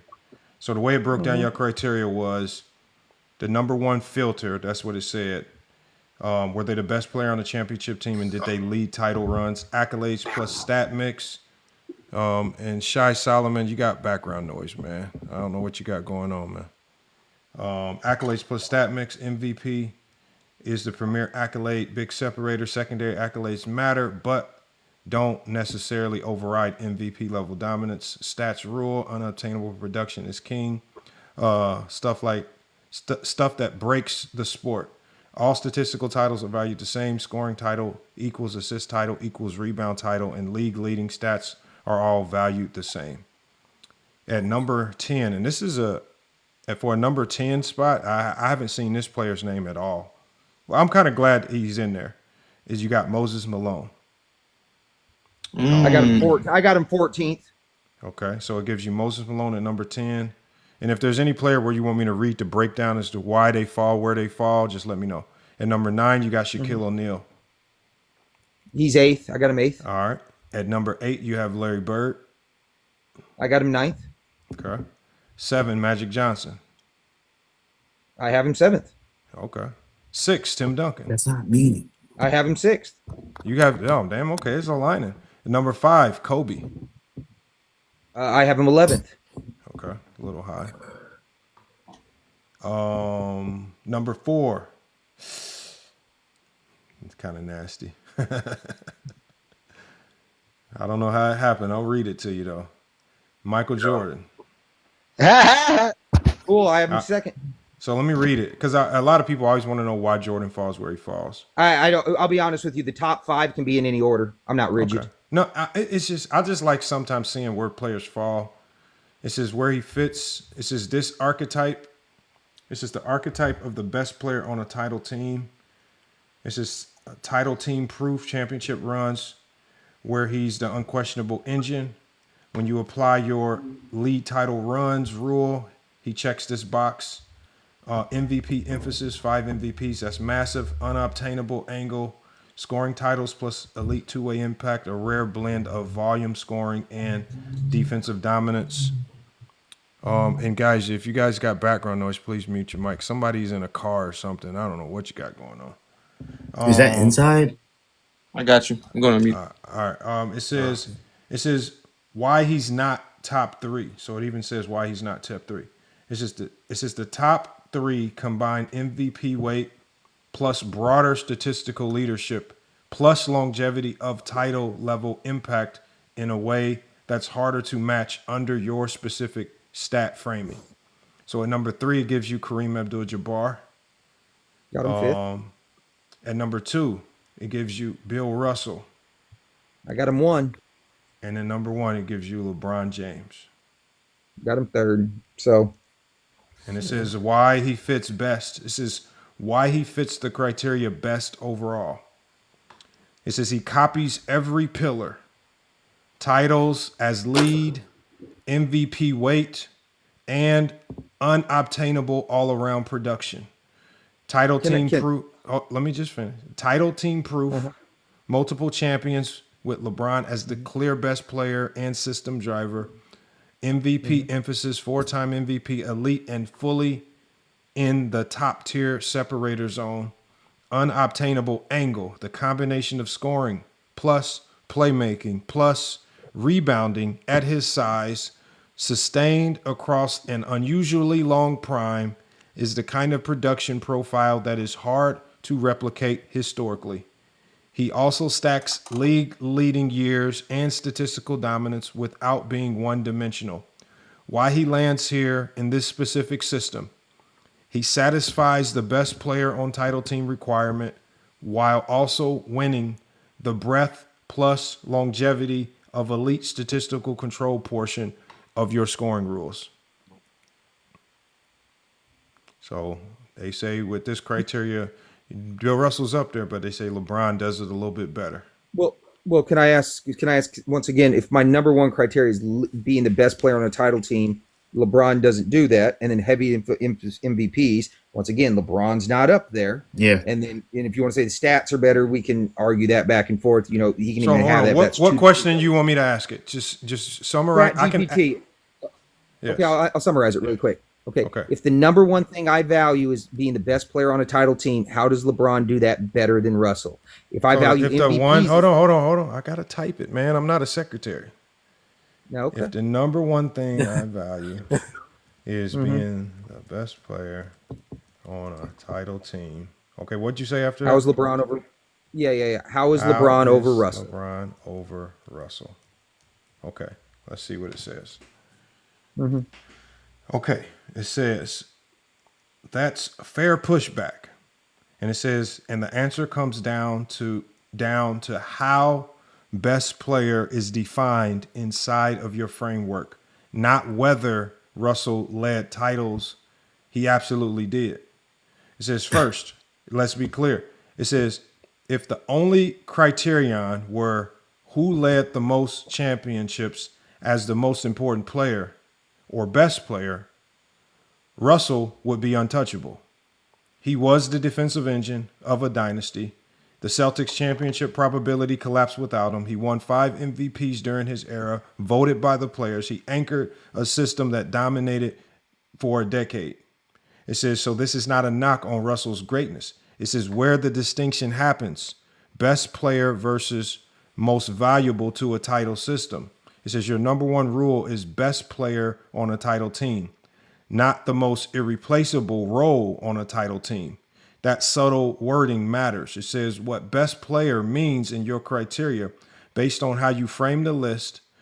Best player implies primary offensive driver, offense plus defensive responsibility, not defense alone, statistical ownership of games.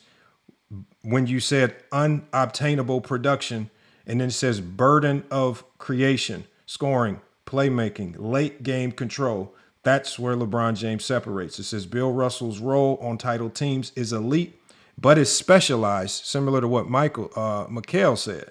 It said it's specialized. It says Russell was not the primary scorer, was not the offensive indicator or initiator, did not carry scoring gravity, did not dictate late game offense.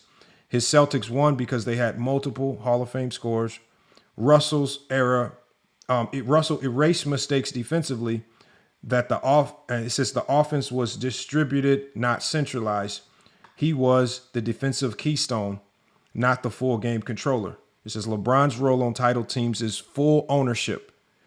On every championship team LeBron won with, he was the primary scorer, the primary playmaker, the offensive organizer, and a top-tier defender. It says remove LeBron, the offense collapses, the playmaking collapses, the matchup advantages disappear. He didn't just elevate a system, he was the system. Another core separator, Russell led titles by anchoring a machine.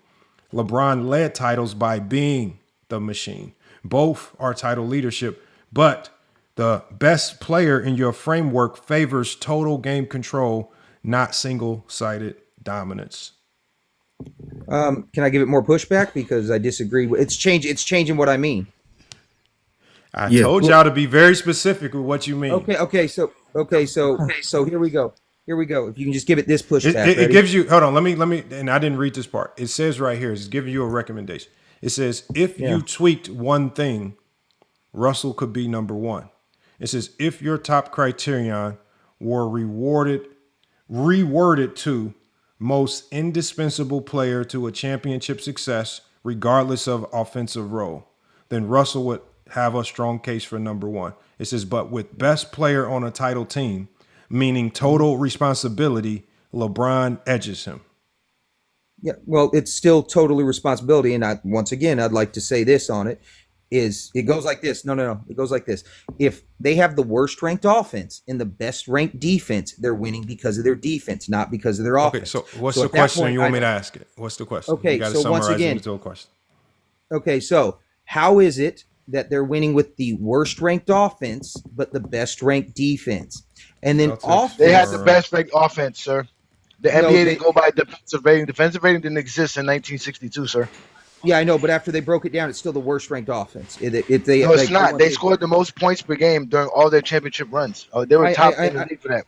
Yeah, no, they wasn't. Well, I understand. Yes, they were. Only top 3 in 2 of their seasons. Hold on, just let Tony. I'm not talking about offensive rating. I'm talking about points per game. Offensive rating did not exist in 1962. Yes, it was 2. Nobody went around saying, "Oh, this team offensive rating was that." You went by points per game. They were the number one points per game for multiple seasons during their championship run. That's a lie to say they had the worst offense. Okay, so here's the deal on that, okay? But they converted at the worst rate because here's why. Okay, Russell can you give me the affects question? more Can you give me your question? Oh yeah, I yeah, can yeah. finish So up your this is question? this is the question. Once again, when I'm going to go with worst ranked offense because that's the term, worst ranked offense, and they Okay, have the so best how ranked is it that the defense. Celtics were winning? Because Right, when they had the worst titles ranked offense, with with the worst ranked with the worst offense based on what metric? offensive rating.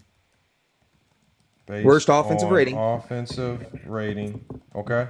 With the best defensive rating. Best defensive rating. And then on offense, Russell set the most amount of screens, which resulted in the most amount of points. That was his role. He got the most amount of offensive rebounds. You claim that Russell set the most screens in the NBA or on his team? No, on his team. Okay. On his team.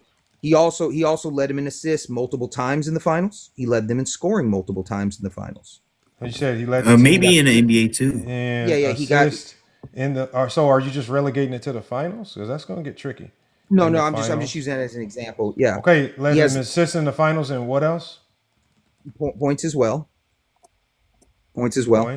So when I look at the four factors of offense, when we're talking passing, screening, offensive rebounding, and scoring, Russell has two of those pillars on offense. The other players have two, and he has every pillar on defense. So Lamont, what he's saying is when you take a step back and take a look, ChatGPT is out here downgrading Bill Russell's offensive prowess. Okay, let's see what it that's says. What he's basically saying. So let's see what it says. I'm curious to see. I like this algorithm.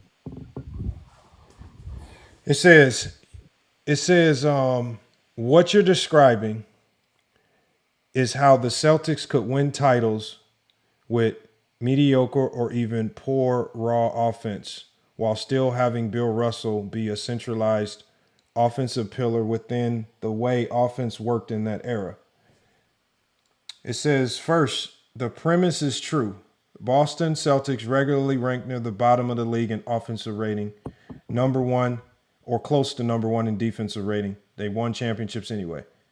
Okay. It says why worst offense doesn't mean no offensive value. It says offensive rating measures points per possession, not how offense is created. It says Russell's teams played a faster pace, took earlier shots, prioritized transition and second chances, sacrificed half-court efficiency for volume plus pressure. So the Celtics look inefficient on paper, but created more possessions and denied opponents efficient possessions even harder. That actually lends credibility to what Ajani said, because Ajani said, look at the points per game, because they played a helter-skelter pace offensively while stopping you on defense. So that kind of lends credibility to what Ajani said. It says Russell's offensive pillars. This is where Tony's framing makes a little sense. It says screen setting as offensive creation. Tony says Russell setting the most screens isn't necessarily trivial. It says in that era, screens were not spacing tools. They were collision advantages. A hard screen equals a defender is laid a clean look. It says Russell did generate shots without touching the ball, right? Dictated scoring to a certain degree. It says Russell leading his team in assists in the finals matters. It does matter. It says final scoring leadership. Russell's leading the team in points in the finals. In a final series is context that many people ignore. So it gives you a little credit there. It says the defensive part about Russell checking every box defensively in all those pillars. He says this part is not even controversial. Let me just scroll down because there's a lot here. Let me see what the summary is. So it says Russell was the best player on title teams, just in a defense-first offensive ecosystem. It says LeBron is a centralized offense plus defensive driver. Russell is a decentralized offense plus total defensive driver. Different control models, both valid, not necessarily contradicting. But it still has LeBron James number one. I just got one more pushback and I give up if he doesn't want to go with it. And this is the only one I got. When I look at this, hold on, because this is the fact. It just said possessions, right? Bill Russell can get you hold on. Okay, Bill what Russell. You gotta do this, Tony. You gotta do this, Tony. You gotta say, when I take a step back and look at things. You gotta say that first. When I take a step back and look at it. Yeah. Right. Then you can go ahead and say your spiel. That's how. Michael, can you everybody please got turn your talking. camera off, bro? Can you please turn your camera off? Why? Hey. Okay. Why? Okay. Finish. Hold on. Who cares? Just don't look at him. Go ahead, Tony. When I take a step back and look at it, Bill Russell can get you 51 rebounds in a game. That's 51 possessions. Bill Russell can score 37 points. Hold That's on 1 18. second. Hold on. So you say, when I take a step back, what can Bill Russell do? Yeah, he can get you 51 rebounds in a game. That's 51 possessions.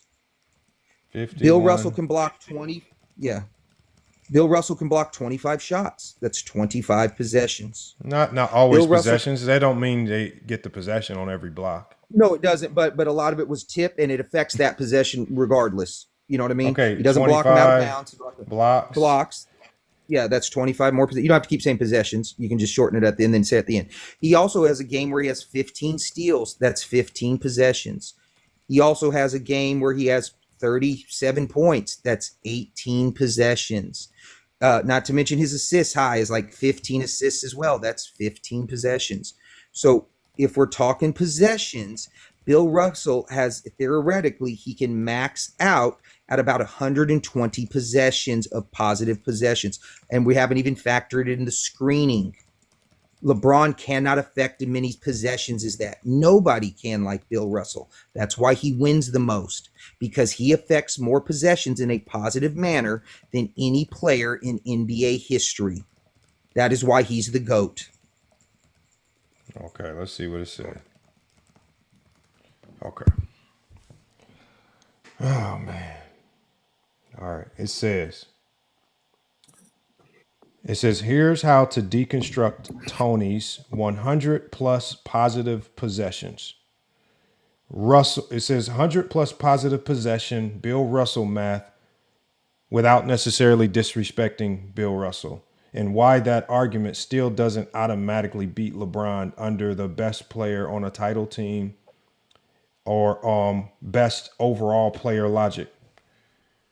It says he's double counting the same possessions. A single defensive possession can only end one time.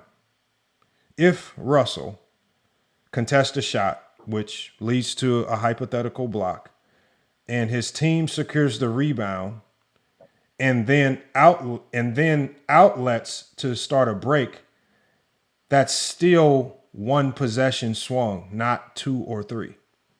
So 25 blocks equals 25 possessions plus 51 rebounds equals 51 possessions is usually counting the same sequence multiple times. It says 25 blocks and 15 steals are not credible as literal game totals. It says blocks weren't tracked, so 25 is speculative. 15 steals is also speculative. Steals weren't tracked either.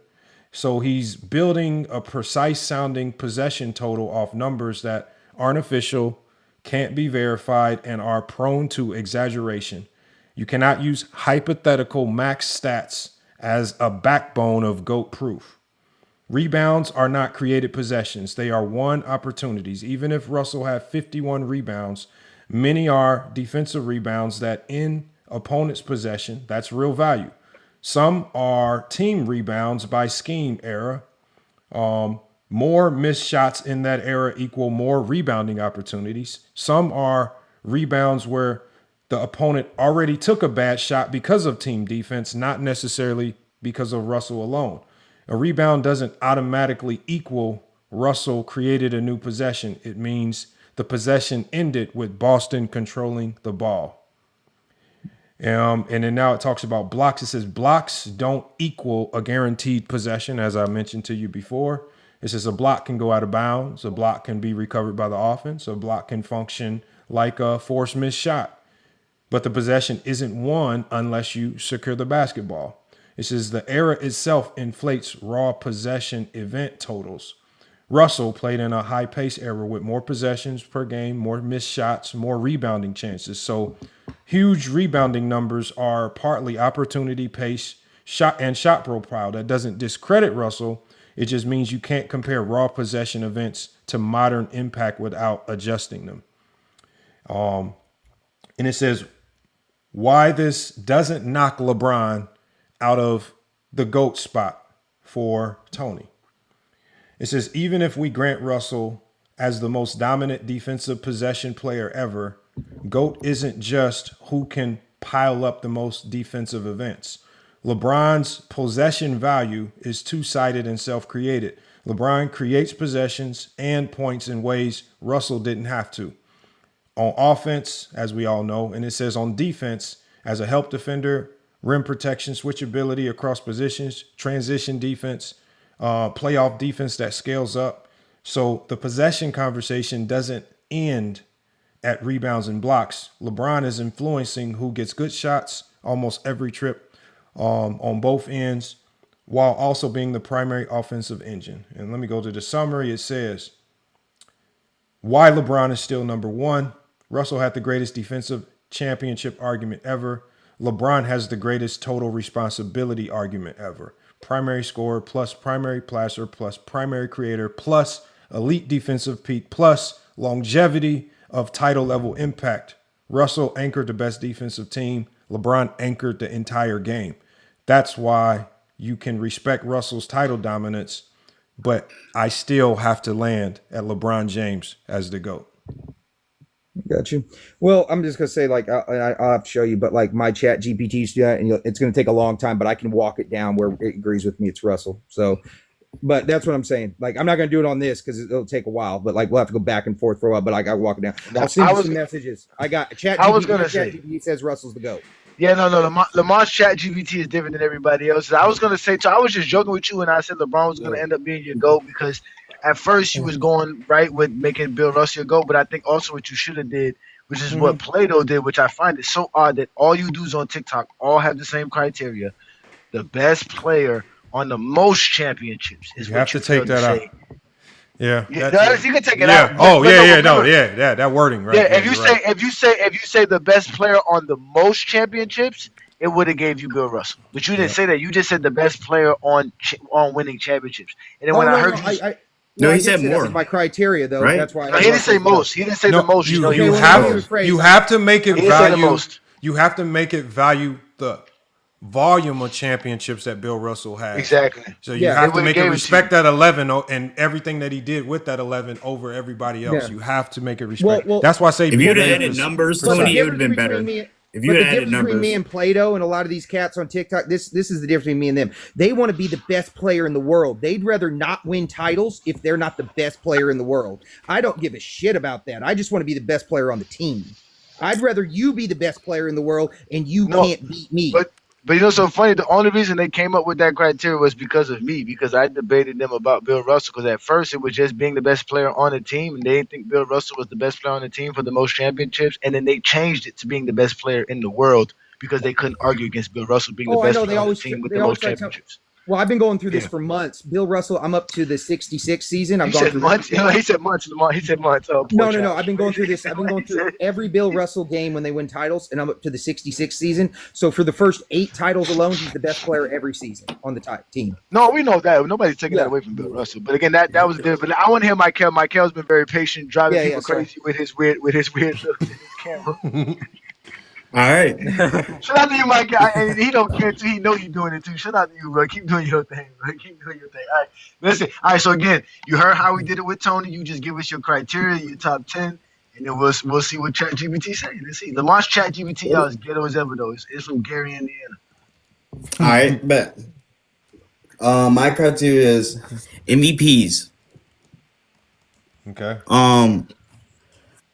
Well, just type in more MVPs. I'm about to be specific as possible. Okay. More MVPs. Yes, be specific as possible. Be as detailed as you can. Don't be too long-winded though, too. Because again, the longer your criteria, the more it's gonna be LeBron. I'll let y'all know that right now. But go ahead. All right. Watch this though. It's not gonna be long though. More MVPs.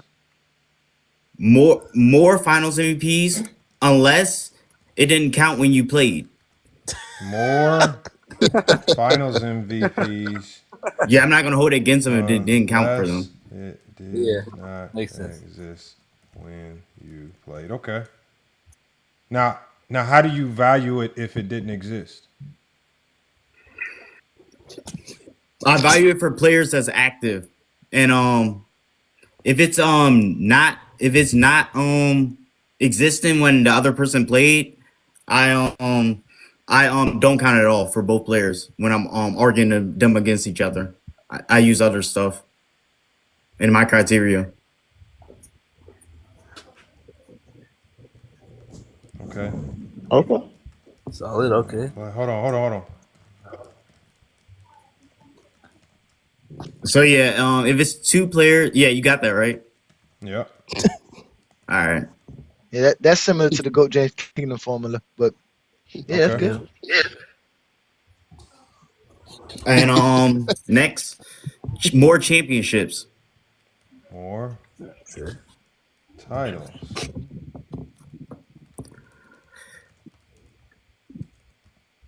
Better 3-year stretch, peak stretch. Better 3-year peak stretch. Okay. Okay. Better prime stats. Mm-hmm. And the last one is more dominant seasons. Okay. And yeah, that's it. Good. Okay. Let's go. Dude, now what's your top 10? Number 1, Russell. Number 2, Jordan. Number 3, Kareem. Number 4, LeBron. Number 5, Wilt. Number 6, Shaq.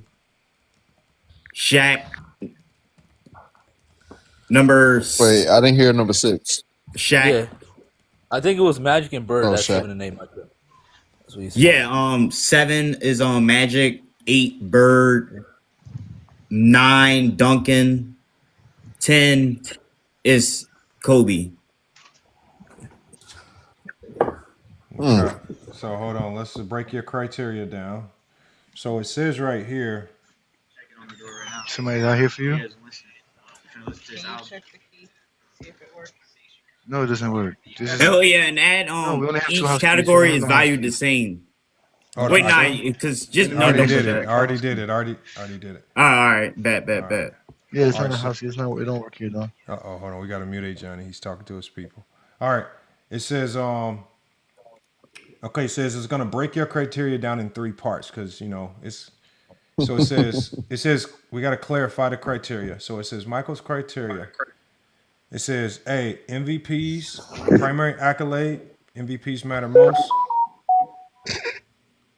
All right, come on, y'all. It says if an award did not exist, it does not count at all. No retro credit. If it existed during your career, it fully counts. This heavily favors it. Okay, it says it favors modern era MVP winners, finals MVPs, secondary but still important. Only counts if the award existed.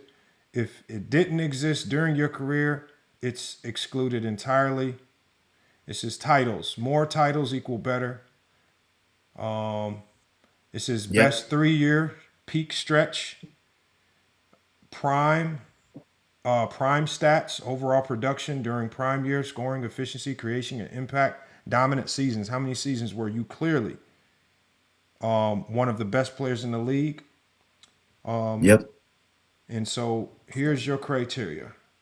It says, according to Michael's criteria, at number 10, you have Steph Curry.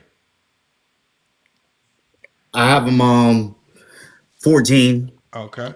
At number 9, this is again is, and y'all, and if you want me to read why it put a certain player where, just tell me. At number 9, it gives you Kevin Durant. Okay, I have him over Curry. Yes, on my regular list, he's number 12. Okay. At 8, you have Kobe. All right, he's number 10. 7, Shaq. Good, he's number 6. 6, Tim Duncan. Okay, he's number 9. Over Shaq though. Wow. At 5, you got Magic. 4, you got Larry Bird. Okay. At 3, you have Michael Jordan. And number 2, you have Kareem Abdul-Jabbar. Boom. And Come for on, you, man. at number 1, you Come have on, man. LeBron James. Oh wait, Bill Russell's not in there. No. Bill Russell. You know Oh what? my I know what happened though. I know what happened. I think they You screwed up excluded with the Bill award. Russell. Yeah, the award things. I think because you said that if the award don't exist in the era, so Bro. it kind of Come went on, against. bro. Come on. Yeah, because basically you would have to tell it to judge everybody by the awards that only existed in the '60s. Hold on, let me ask. Why with this criteria was Bill, because they don't have Bill But like, and Will. if it doesn't count against them, the Finals MVPs. Hold Like, on, let me see. Maybe, man, let me see. Let me say. It just didn't count them. They just don't count them. Like they didn't go against them. They just didn't count them. Okay, so it says right here. I ain't Bill. He should be. It says where Russell gets eliminated. It says he gets eliminated. It says Finals MVPs. Hard stop. It says the Finals MVP did not exist in 1969. Russell won titles before the award existed. It said according to Michael's rule, if it didn't exist, it don't count. That means 0 Finals MVPs. Wow. That means 0. It says that alone. Yeah. It said that alone nukes them under this framework. Yeah, that's what I'm saying. It basically took it as you were saying. Listen, if they don't have it, then it don't count. It just don't count. You didn't say if because the way you tried to frame it was if it's Jordan versus Bill Russell, you're just gonna not count. It also says. It also says. No. It also says. It says he also got penalized with best 3-year peak. It says Russell's greatness was defensive, systematic, and possession based. It says, but Michael's peak definition. Yeah. It says Michael's peak definition relies on box score dominance, scoring control, offensive stat leadership. It says Russell's best 3-year stretch does not show the same offensive statistical peaks, does not show the finals MVP level scoring runs, does not show best player by offense plus awards dominance. So he got hurt there. So it says blunt truth, and it says I can say this on the live. I don't know why it said that, but it says the blunt truth. It says Bill Russell isn't missing because he wasn't great. He's missing because the criteria only rewards recorded awards and offensive dominance, and then refuses to retroactively credit players for awards that didn't exist. That's a rule choice that you made. Remember I asked you, I was like, well, how do you credit them if it didn't exist? And that's why I was having confusion on figuring out. I just don't count it when you argue the 2 players against the person. Like when you just argue 2 people against each other. Yeah, but the Chat GPT's not gonna take it like that. It's not like. But if it's like 2 active, like Moses Malone and Curry, I'll count Finals MVPs. You know, but it's not like Street Fighter though. It's not like you. Okay, it's not like you make Jordan go up against Bill Russell, and if Jordan wins, you go down the line and he fights. until. Like that's not how it works. I guess. I mean, the criteria is. I mean, it's close to very specific. It's very close. So now you can see why KD ended up in your top 10 and why Kirby did because they just excluded Wilt and Bill Russell. Yeah. Hey, but the wording is you can't fault them. You should say I don't fault them if the award doesn't exist. No, what you need to do is I said that. What you need to do, Michael, just simplify it, man. Just simplify it. Also, Finals MVPs are one of the worst awards to judge a great player by. It's horrible. It's based on a very small sample size of games. Anybody can win it. It's not a very difficult award to win. If Andre Iguodala can win it, anybody can win it. So again, it's not even a significant award that's attached to the greats. It's not even necessary to identify the greats. Think about this: the Bill Russell Trophy knocked Bill Russell out the GOAT debate. Well, Finals MVPs, I value. I should have said I value MVPs more than No, look. That's why I don't even value Finals MVPs. It's not even necessary to identify the greats. MVPs alone tells you who the greats are. The greats. If you have more than 2 MVPs, then that's when you start to really do it. Identify the best players are the best. Finals MVPs is just an extra accolade to make it messier and muck it up. It just makes it too mucky. It does not identify greatness. I mean, it does. Yeah. Like, how do you credit? It doesn't count, right? How do you credit? How do you credit LeBron for losing in the finals, but he was the best overall player on both sides? Do you just give it to do you credit the guy who won the finals MVP, or how do you credit a player who got there, was the best player, but his team wasn't good enough? It mucks it up when you ask stuff like that. You can still say no, you just value getting to the finals. Yeah, no, I was gonna say yeah. Well, I value finals MVPs and prime stats the same though. You're doing too much, man. You're doing too much. If you want, yeah. Simplify. Y'all don't have no problems. You already got Bill Russell as your GOAT. See, the problem with Zesties is that Zesty and Jeffries want to have y'all criteria make Jordan the GOAT. It don't.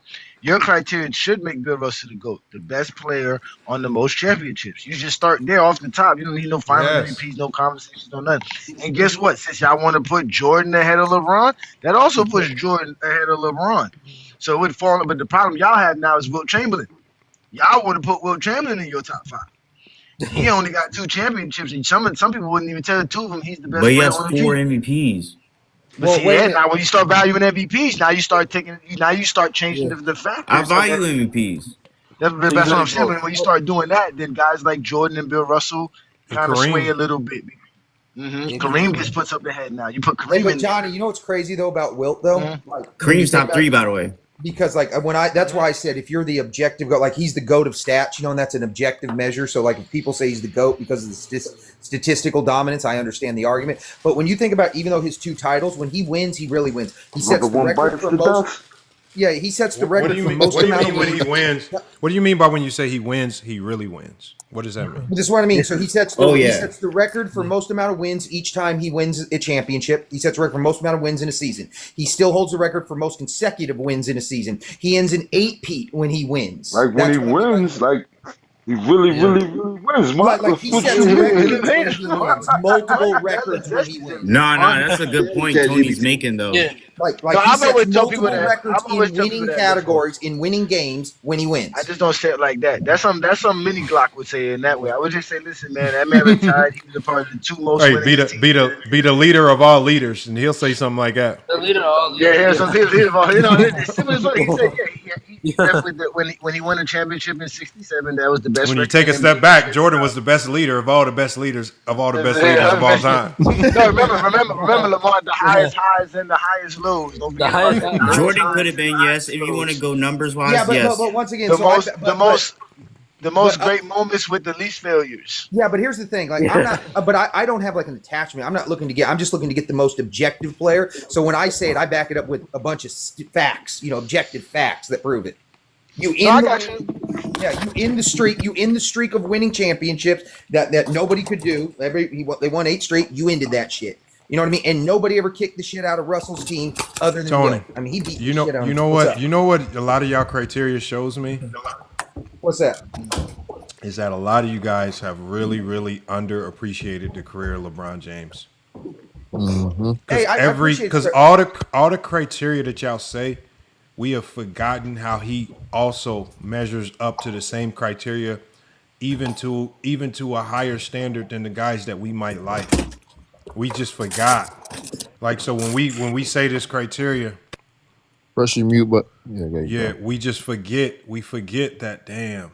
We say all this stuff about prime because LeBron has the longevity. We kind of forget he got arguably the greatest prime. And then when we say stuff like peak, because he has the longevity, we forget. Damn, when you think about it, who got a peak like LeBron? Like.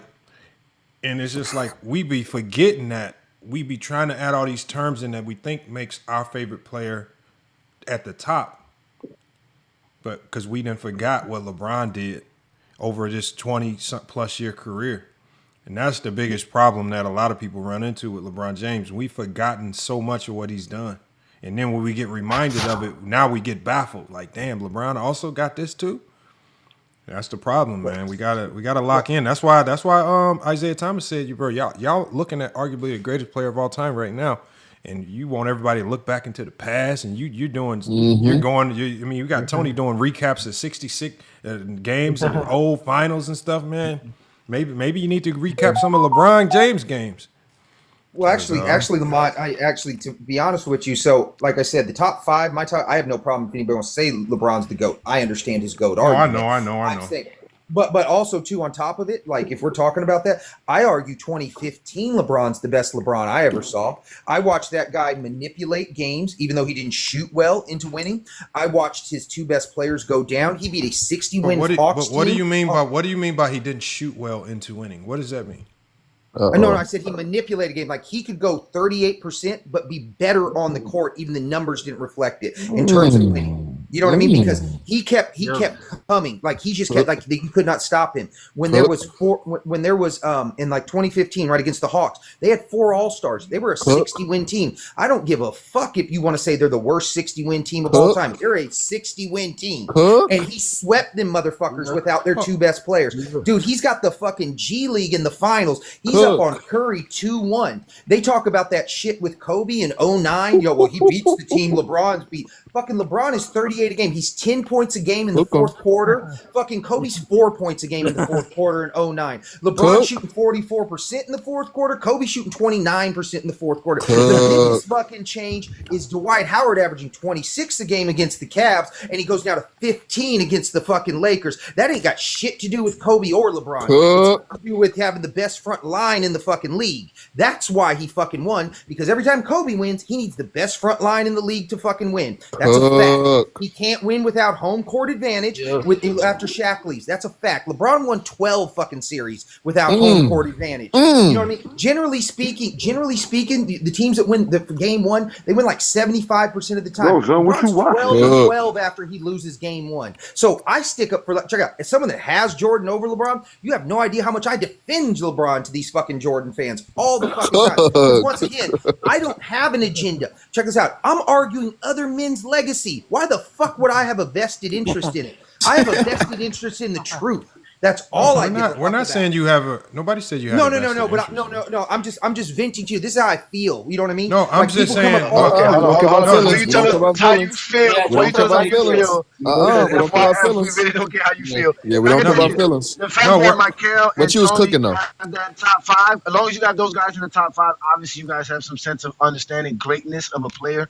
Because again, you have Mike, Kareem, Russell, Wilt, and LeBron in your top 5. Whatever order top 5 you could ever have. Exactly. So that means you guys can see greatness, even though sometimes you guys carry a little bit of zesty logic in you, but that's fine. You're not a zesty Jeffrey. I can tell you that. I label all zesty Jeffries. You're not identified to catalog this one.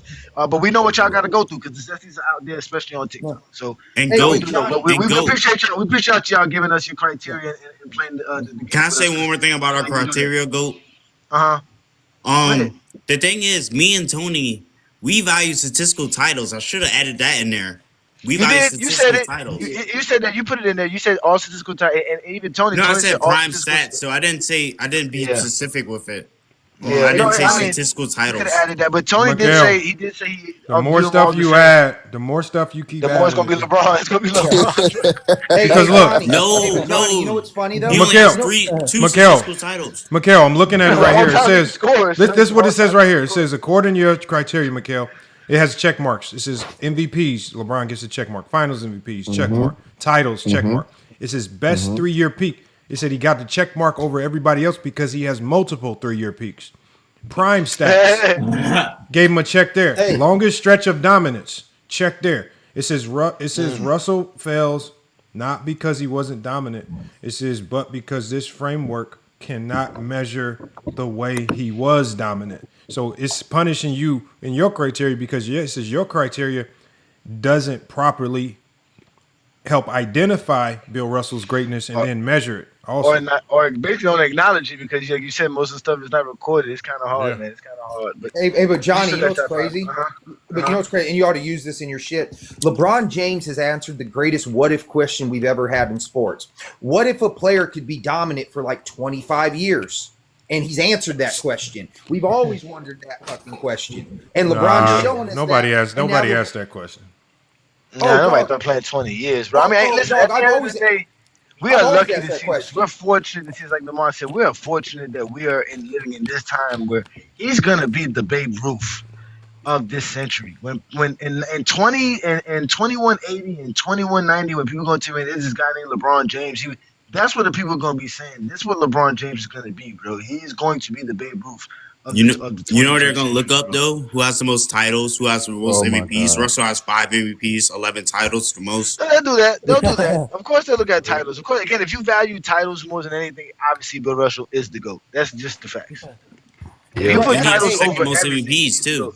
Hey, Nah, but why don't you just put most titles as your criteria? And why you feel like you have to dress up 11? 11's enough. Why you feel like you got to be? Yeah, why you got to put extra shit He's to it? 11-time championship. Who cares? He has 5 MVPs. He got the MVPs as well.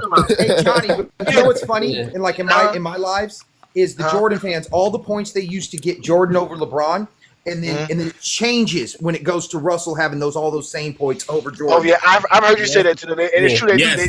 They become stat warriors versus Bill Russell all of a sudden. Now stats matter so much versus Bill Russell. When it's LeBron, they don't. Or they just crash out and get mad and say, "Why you bringing up Bill Russell?" They just crash out. They don't even want to address it. Talk about your guy. Hold on, wait. I want to tell this to Lamont. Lamont, you know what? This was a great thing that we did this because I don't know if you noticed that. When you explained Bill Russell to Mikhail, when he brought up his summary, it included something about Bill Russell that Tony told it.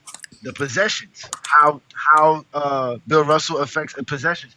I've listened to your ChatGPT talk about Bill Russell and never mentioned it. So just tonight, and that was because Bill Russell told it. So like I always. Hold on, what did it say about it? It said something about his possessions and how he controls possessions or creates possessions. It just mentioned, it highlighted that about him, about his greatness, even though that was not enough to be better than LeBron and Mikhail. It said something about his possessions. You said that. And I was like, oh, wow. It mentioned the possessions because Tony brought that up because Tony made it argue with it. And it went research the information and found out what you was talking about. That's why when people get mad about your ChatGPT, I keep telling this ChatGPT that we talking to has been talking to basketball for like 4 years now. Yeah, a lot of basketball here. They keep wanting me to delete it. A lot of weird people, not just with Lamont. It had to see your ChatGPT only talk to you, Tony. You know what I'm saying? But Brandon, my partner's ChatGPT, he only talks to his ChatGPT. Hey, Lamont's ChatGPT has talked to dozens of basketball dudes. All I'm saying is give me an access to that ChatG and give me some time. I guarantee I'll get it to say Bill Russell. I guarantee it'll fry. Already Max Ether you here. I'm telling you, it was Max Ether. No. I don't guarantee I can beat it. I guarantee you I can beat it. That last response that it gave to you was the closing was so nasty.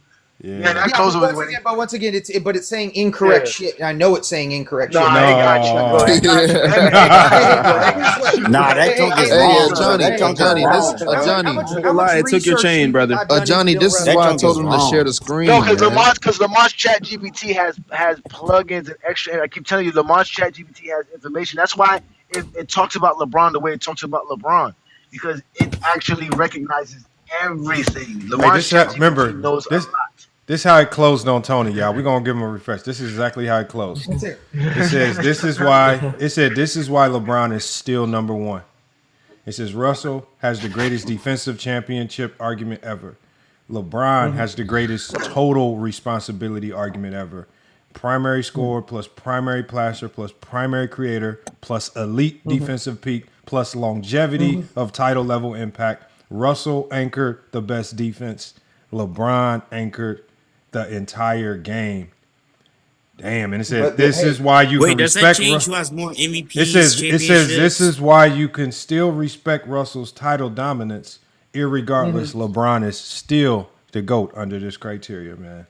But that's when I would say I value winning the title, not the level of impact where you don't. Yeah, but that's you adding a new criteria.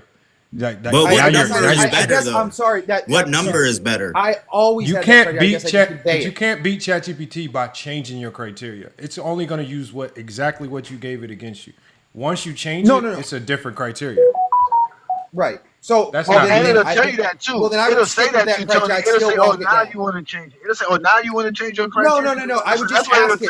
Okay, I rephrase. I would ask it this: if I value titles as the best player, how does you're not cool with your crop? LeBron has value because LeBron has value as the best player. That's okay. Let's do this. Let's ask it this. You have to tell it the most. You have to tell it the most. If you don't tell it the most, it won't do it. You have to say the most championships. That's what I'm saying. No. Ask it this. So if I value titles, it's not like. Hold on. Let him ask the question. Just let him ask the question. I was like, hold on. What'd you say? What's the question? Okay, if I value titles as the best player, which why was my does it criteria. seem like these guys try so hard to Hold make on, their I'm trying to hear the question. Hold Oh. on. Let me get his question. Hold on, go I ahead. can't hear nothing. I can't hear Tony. I can't hear him. Oh, my bad. Okay. I said if I value titles as the best player, that was the number one thing I said I valued. That's like, since that's the number one thing, that means that's weighted. That's more than accolades, stats. That's weighted. I said that's the number one thing. Okay, So hold if on. You said that's weighted. Okay. Yeah. Because LeBron has that. No, Lamar, don't ask him that. Because we're not going to go to another diatribe with ChatGPT. When you told ChatGPT you value player that has the best championship as the best player, LeBron has that.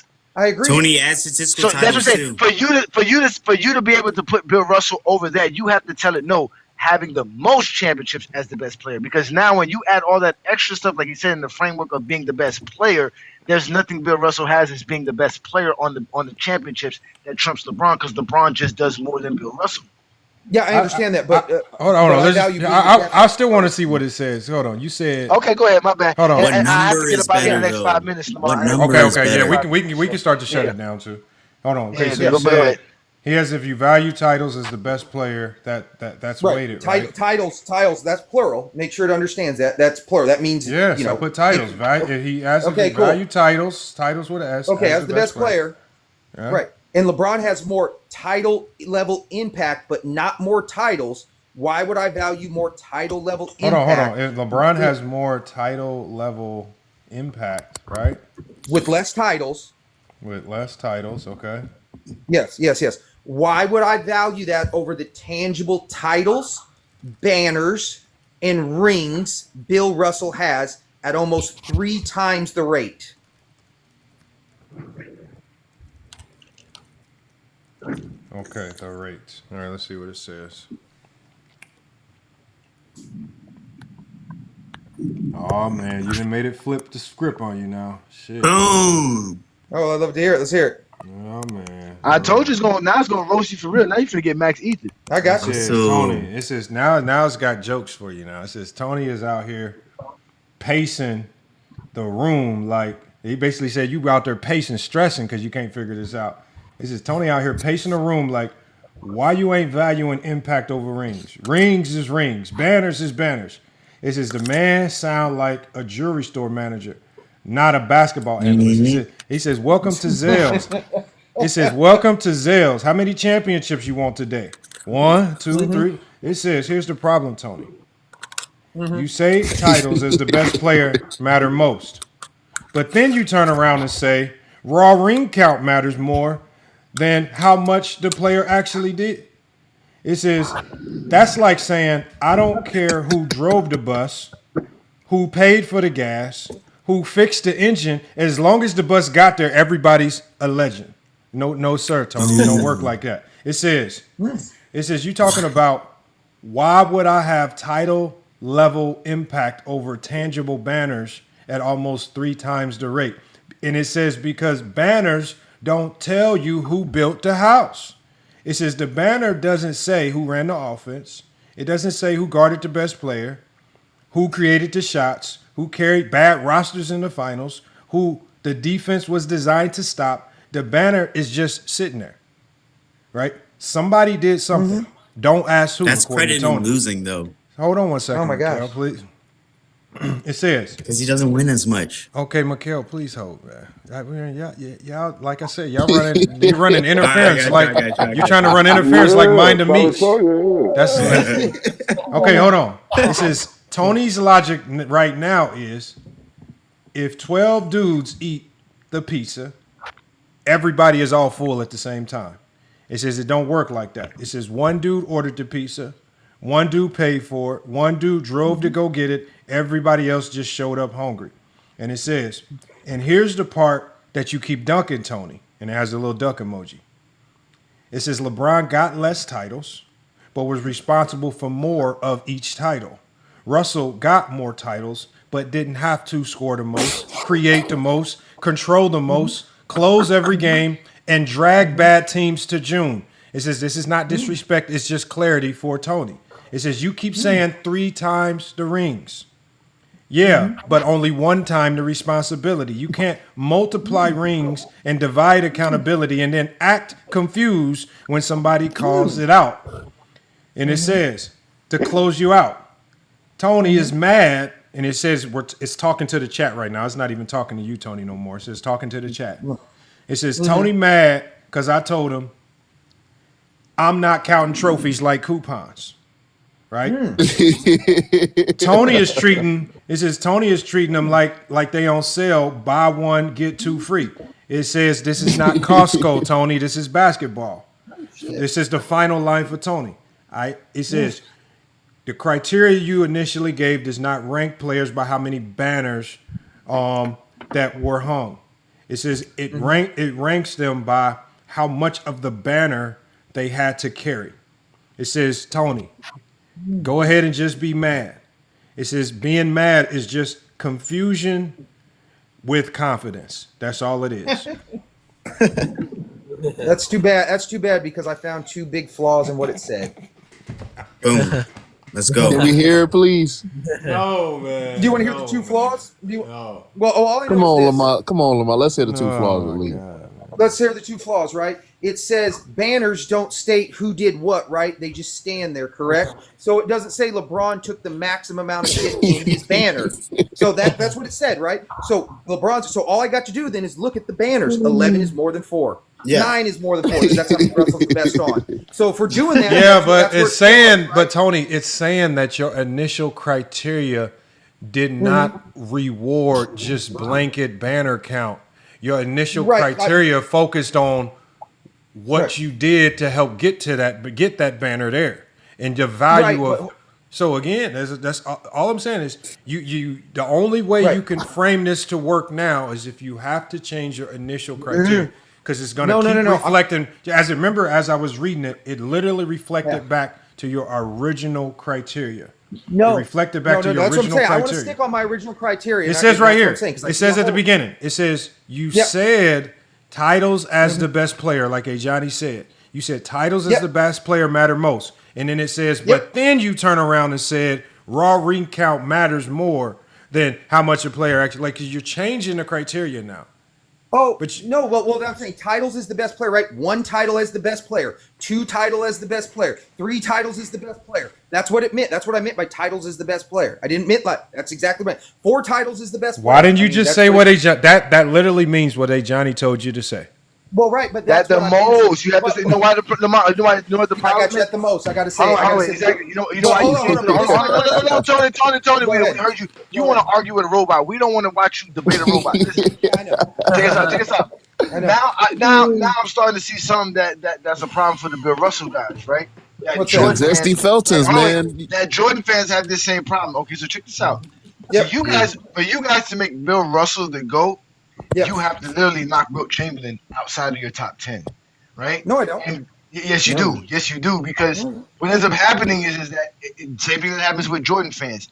They try to make Jordan the GOAT over LeBron, but they still want to value Kobe's greatness. The only way to value Kobe's greatness would be also to value LeBron's greatness. The same thing with Wilt Chamberlain. The only way you can value Wilt Chamberlain is like valuing LeBron. So once you put the catalyst in your criteria to help get Wilt Chamberlain in your top 5, it makes LeBron your GOAT because he already has the Bill Russell in him, and now he has the Wilt Chamberlain in him. Same thing with Kobe and Mike.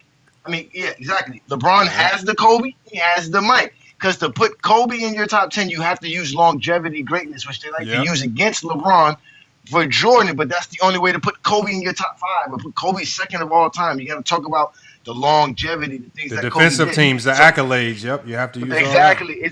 But now for y'all have that problem because if you use just the best player for the most championships, your boy Wilt Chamberlain is nowhere near the top 5. No. But I did say, since I'm not reading like the top 5, I said I recognize if you have an objective case, and Wilt is the GOAT of stats. Kobe's the GOAT of jack shit. Thank you. And by using stats, you automatically make LeBron your GOAT because he has the best championships and a lot of titles is that. And now you're adding stats to the category. That's how he gets to trump Bill Russell. Same thing with Michael Jordan fans. When they start using these little silly things, the accolades, LeBron's don't have the accolades, don't have the championships, MVPs, the defensive player of the year.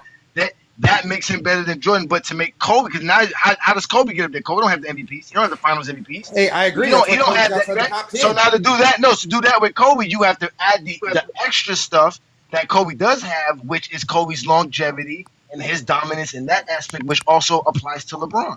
Yeah. But now that's what I'm saying. Now that puts LeBron over Jordan, and that's what happens to everybody's criteria that comes up here, who has either Jordan or Bill Russell so far. Yeah, but I'll be struggling. No. But Johnny, once again, like I said, yeah, one got to go. You can't have the best of both worlds. You can't try to create a criteria to keep Bill high. No, you can have the best of both worlds and realize LeBron's your GOAT. But I'm saying that's the problem. If he stays consistent, he could have that though. If he stays consistent with every other player, he could have that. Yeah, but wait a minute. If we're doing that, there's only been ever like 15 players ever to lead your team to 2 titles, and out of everybody that's led their team to 2 titles, Wilt's the most impressive. So once again, he would still be in the top 10. How is it most impressive? According to once you? Again, because according to me, because no, to the stats, Lamar, the stats. We know. Listen, you ain't gotta tell me. I know how great Wilt Chamberlain. I got him second all time on my list. So that's what I'm trying to explain to you. That's a good ranking. Once you have the stats that the dominant stats, the dominant peak that includes LeBron James. Now you're adding the Bill Russell element, which is multiple titles as the best player for sure. It's a factor. 4 championships as the best player is a lot. That's not a little, ladies and gentlemen. So that ends up putting. That's what I'm saying. That ends up putting LeBron ahead of Bill Russell. That's why you have to say the most championships as the best player, and the Jordan fans that do that, it be Bill Russell that be they go and they get mad. They be like, "How Bill Russell?" We be like, "Yo, you said the most championships as the best player," and they get mad trying to argue Bill Russell not being the best player when we all know Bill Russell was the best player for like 7, 8 championships. Yeah, for sure. But then too, like what ChatGPT said about like LeBron taking worse teams to championships and all that type of stuff, or whatever it said. Like if you look at the thing, because this is the pattern I've recognized since the 3-point line since 79-80. Teams only really win titles that win 55 games or more. LeBron in the finals, he's 4-1 when he wins 55 games, and he's 0-5 when his teams win under 55 games. And we see this repetitively. The only 6 times it's happened, 5 different times there's been like a major reason why that's not the case. Like, for example, 95 Rockets make a major midseason move. 04 Pistons make a major midseason move. 06 Heat make a major midseason move. 21 Bucks, they don't even play the full 82 games. 22 Warriors, they just slipped in, no reason why. And then 23 Nuggets, they're still the number 1 seed, but they only win 53 games. So that's what I'm saying. So LeBron, but Bill Russell, right, he's winning at 48 games, and he's the coach. So I don't know how he has less responsibility affecting the game when he's the coach and the player. Just shit like that. That's what I mean. Like LeBron's never won at 48 games. Not knocking LeBron. You want LeBron as the GOAT? I don't even argue it because I understand his GOAT argument. You know what I mean? I'm just saying with my shit, if that's with its rebuttal, those are incorrect things it's saying. But Lamont, if you want to keep going, you keep going, brother. But I got to get going. I can't stay late. I know. We're getting on. Me too. I gotta get going soon. We're getting at that right threshold. We're going on like a little above the 3-hour mark. It's the perfect time to shut it down. We don't want to run this too dry. Well, unless we talked about the trades already. So again, we got a Saturday show coming up as well. So I'm sure we said enough in here to stir. I'm sure over the next 24 hours there's gonna be a couple of zesty Jeffries who try to doing content mad about some of the things that Johnny said tonight. Always, it's fine. I did my job, ladies and gentlemen. Here to have fun. We had different people up, right? And this is what this is. Johnny, who's your top 5? It's LeBron, Wilt Chamberlain, Kareem, Russell, Jordan. That's a good 5. That's the only top 5 I can really see there is. Yeah, that's my top 5. I be wanting to put Kobe in front of Jordan, but I really can't when you really be objective. But either way, but like I said, man, y'all see what we do here, man. Lamont does this, man. The FYF Sports Debate channel on YouTube has these lives available for you. So as soon as he posts it up, you guys go check it out there. Subscribe, hit that ring notification. Become a member of Lamont's TikTok channel as well, man. The TikTok channel is growing, and we're gonna keep talking basketball because again, not only are we weeding out all the zesty Jeffries that talk basketball on all over platforms, but also the NBA is doing it as well. ESPN don't want to hear you guys talk this silly nonsense anymore, so y'all better start talking hoops or get exposed, man. This is what we do. So this is going to be Saturday night. Again, we'll be back 7 p.m. right here on the TikTok Takeover. I'm A. Johnny the Exposer. Y'all know who that is. That's Limont Lane. You got to go. And again, we got We got Norbit down there. Shout out to Norbit. Hey, Tony. hey, FYF, hey, FYF, bro. Hey, come on, man. Talk to the hold on, Mikhail, on the way out. Talk to the people, man. Talk to the people, man. Let them know, man. All right. If y'all interested, no, I'll be going live though. I go live every day. So for the people on the panel, you can follow me back. I'll follow back. So yeah. Appreciate you, man. Shout out to my boy Mikhail, man. Peace and blessings. Aquatic ambiance is what we're bumping. My boy's DeAndre, you got a Not Enough song playing? Alright, y'all. I'm gonna see y'all. I'll follow you, FYF. Can we get a Not Enough song? Hey, can we mute Olo? He's laughing. Can we mute Olo? He's laughing. Hey, I can't believe you put aquatic ambiance on that shit on top of it. Hey man, make sure y'all follow. Hey man, y'all gotta make sure. Y'all gotta make sure Mikhail stays on TikTok, man. Y'all gotta go check him out, man. No, that's a personality for sure. Was not with it when Mikhail came on the panel. Y'all gotta keep Turn his your camera channel off, alive. man. Mute yourself, man. Y'all gotta keep his channel alive. Hey, when y'all see me debate Russell over Jordan, if you ever see pissed off Jordan fans, you know. I see it every day, Tony. Every single day. I laugh in here every single day, for sure. Hey, because their argument, it's better to score more and win less. Bro, it's worse than that, but bro. That's it's worse than that, bro. They're not. That's only like 4% of them smart enough to even take that angle. The rest of them is worse than that, man. So. No, but that's what the optic. Really, what it is, it's the ego they argue. That's all it is. It's the ego. And like I've had Chat GPT do shit too. Like the Kobe fans, they've blended their personality with Kobe. They're now arguing for themselves, really, and how they would play basketball. Jordan fans do the same thing too. They be like, we was 6-0. I was 6-0. I did want to say one thing too. If we are interested in the trade deadline, how I feel about it, I have a video dropping tonight on the trade deadline as well. Is that so Ochi? please- Who's that talking? Oh, Inside Dark. Oh, yes. Hey, y'all, check out his content. Yeah, He I actually forgot. dropped some fire uploads, y'all. Make sure y'all follow him. Yeah, I Uploads are forgot. solid, man. Yeah, hey, and then Lamont, when I talked to you, like I said, I got an idea for a show, bro, that like I think is going to be really good. And Hey, but you inspired Tony, me. and the beauty of when you do a show on FYF and Go James King will tell you this, you don't have to tell me nothing about the show. You just got to be able to execute it. You run it the way you want to run it. I need your help to execute it. I need your What help you to mean? execute it. You need my help to execute. Okay. Yeah, that's the point. So I'm still waiting on me and One Boy show. Huh? I didn't know y'all wanted a show. You never told me that. Yeah, I remember one time you asked me, did I want a show, and I said I'm cool with. I didn't know you and One Boy was trying to do it. Yeah, we already be going live every day. Yeah, but Hey, Lamont, who's your top five? LeBron Jordan, Kareem, Bill Russell, Tim Duncan. I got you. Where you got Wilt?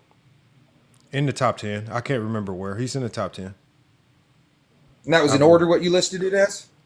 My top 5 was in order. I can't remember my 6 through 10 in order. But I know I have, in my 6 through 10, I got Steph at 10. I do have Shaq. I do have Magic Bird. There's one more I'm missing. Magic Bird. Who am I missing? I can't remember. Wilt, obviously. That's the other guy in there. So I'll give you the first 5, the last 4 plus Wilt. Yep. Mm-hmm. So Steph, Bird, Shaq, Wilt. Steph. Yep, Magic. Steph. Yep, Magic. Yep, that's my other 5 that's in there. Yeah. Where you got Akeem? Outside the top 10. Well, that could be 40th. That'd be outside the top 10. He's probably outside the top 15. Damn. Hey, Art, is your joint under JT? I'm not impressed. I'm not as impressed with Akeem as a lot of people. I'm not very impressed with Akeem. What you say, One Boy? I think it was asking about the YouTube channel. Does your YouTube channel have a basketball logo? Yeah, it's gonna be the same one I have up here. It's gonna be at Inside the Arc on YouTube, at Inside the Arc X on YouTube.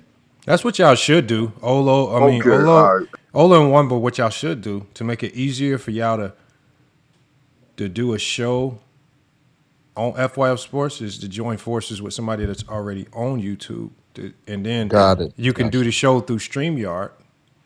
Got do you. the show through StreamYard, and then it's easy to syndicate your show through StreamYard to a Johnny's channel and all of my channels. Right. Instead of just trying to.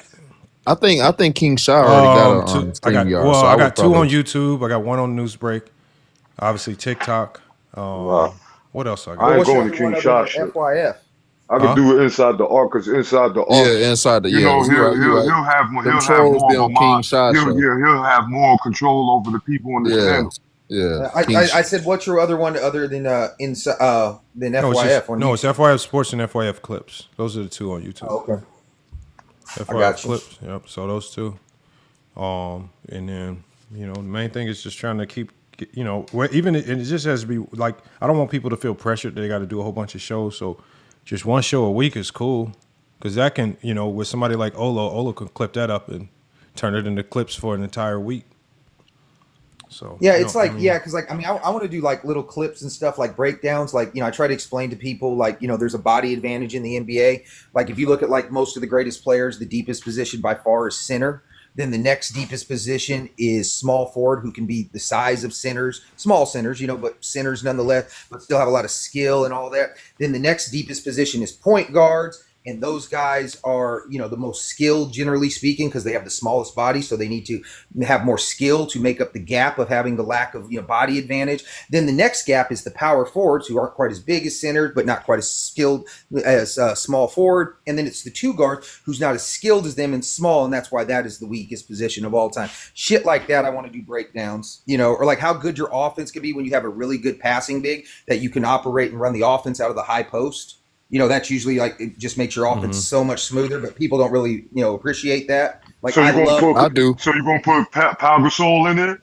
Oh my God, I love Pau Gasol, dude. He's a top 60 player all the time. Like, when they I shit love on Pau guys Gasol, like Shingon, Sabonis, I and lose Jokic. my shit on Pau. Like, you know what I mean? Like the 04 Lakers, when they got Malone and they ran the offense through him, they started off. Hey, we got to save it for Saturday. Yeah, we got to shut this one down, man.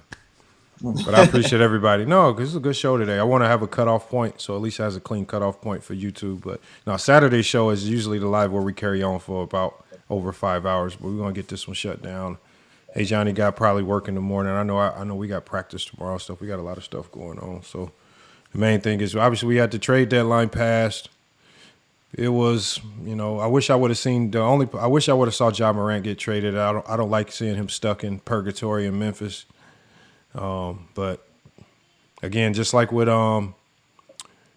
just like with old buddy from the Nets, man, when you mess up your reputation off the court, man, it's hard to get to a designation where you want, you know, that you want to go to. So well, being that I'm in Phoenix, I'm a Suns fan. I was praying that somehow we could get some bonus. I wanted some bonus here so bad. No, once the Suns started doing well, because I think they're exceeding expectations. I think a lot of people thought they would be a play-in team, and now they exceeding expectations. Is just like they completely the direction. They're like they forced them to change direction this season. So I think they just sold out to just maybe making this team a little bit stronger, so they can make maybe a deeper playoff run than expected. But other than that, man, like I say, they're just gonna build off this. I wouldn't have changed nothing either, right? There's no need to make a irrational trade. And Chicago Bulls, I don't know what they're doing. I have no idea. Like now they're the shortest team in basketball. Did you see that? Did you see the average height of their team now? It's 6'4". No, I didn't see that. Yeah, they traded. That's like 52 heights. What they're doing is they're doing a complete reset. That's what they're trying to do. Just reset everything. Let's be garbage. Everything. So they're trying to but they screwed themselves because they won too many games early. Like it's too late to tank. You have too many wins stacked up. And so I agree. It's just dumb. Like this is what I mean, but like starting with Donovan, like you're the worst coach in the league by far, and you've been able to keep a job longer than most people. I don't know how. So shout out to Donovan. Putrid, yeah, shout out. He collecting checks for sure. But yeah, he's definitely a horrible coach, man. You don't know what he's doing. No direction, no nothing, no players want to go to Chicago. Too cold. They still haven't built a practice facility away from the hood, so they stopped getting robbed. There's all types of stuff going on. You know, hey, you know who Dick Mata is? Yes. Yeah. Yeah, so I had him on my show, and we talked about like Chicago and its infancy years and all that, you know. And other than the Jordan years, Chicago ain't really ever been shit. Yeah, that's sweet. But look, y'all, great. I appreciate everybody pulling up. Olo, Ochi Hoops. Make sure everybody y'all following Ochi Clips on YouTube. Make sure you follow him on TikTok as well, man. He's dropping all the clips for a lot of these shows, whether it's our show, a Johnny show, right? If y'all miss out on any big moments, he probably clipped it. So make sure y'all go check him out on all platforms. Same with Tony, y'all. Check out Tony's TikTok page as well. I mean, a lot of good content. Well, same with Inside the Arc. But we got to shut this one down. Appreciate everybody pulling up. We over 10K likes for the show. A little less than what we normally do, but hey, 10K likes, I can't complain, man. But look, y'all, FYF, man. TikTok table. We'll see y'all Saturday, man. Peace out. Peace out. Sir. Safe.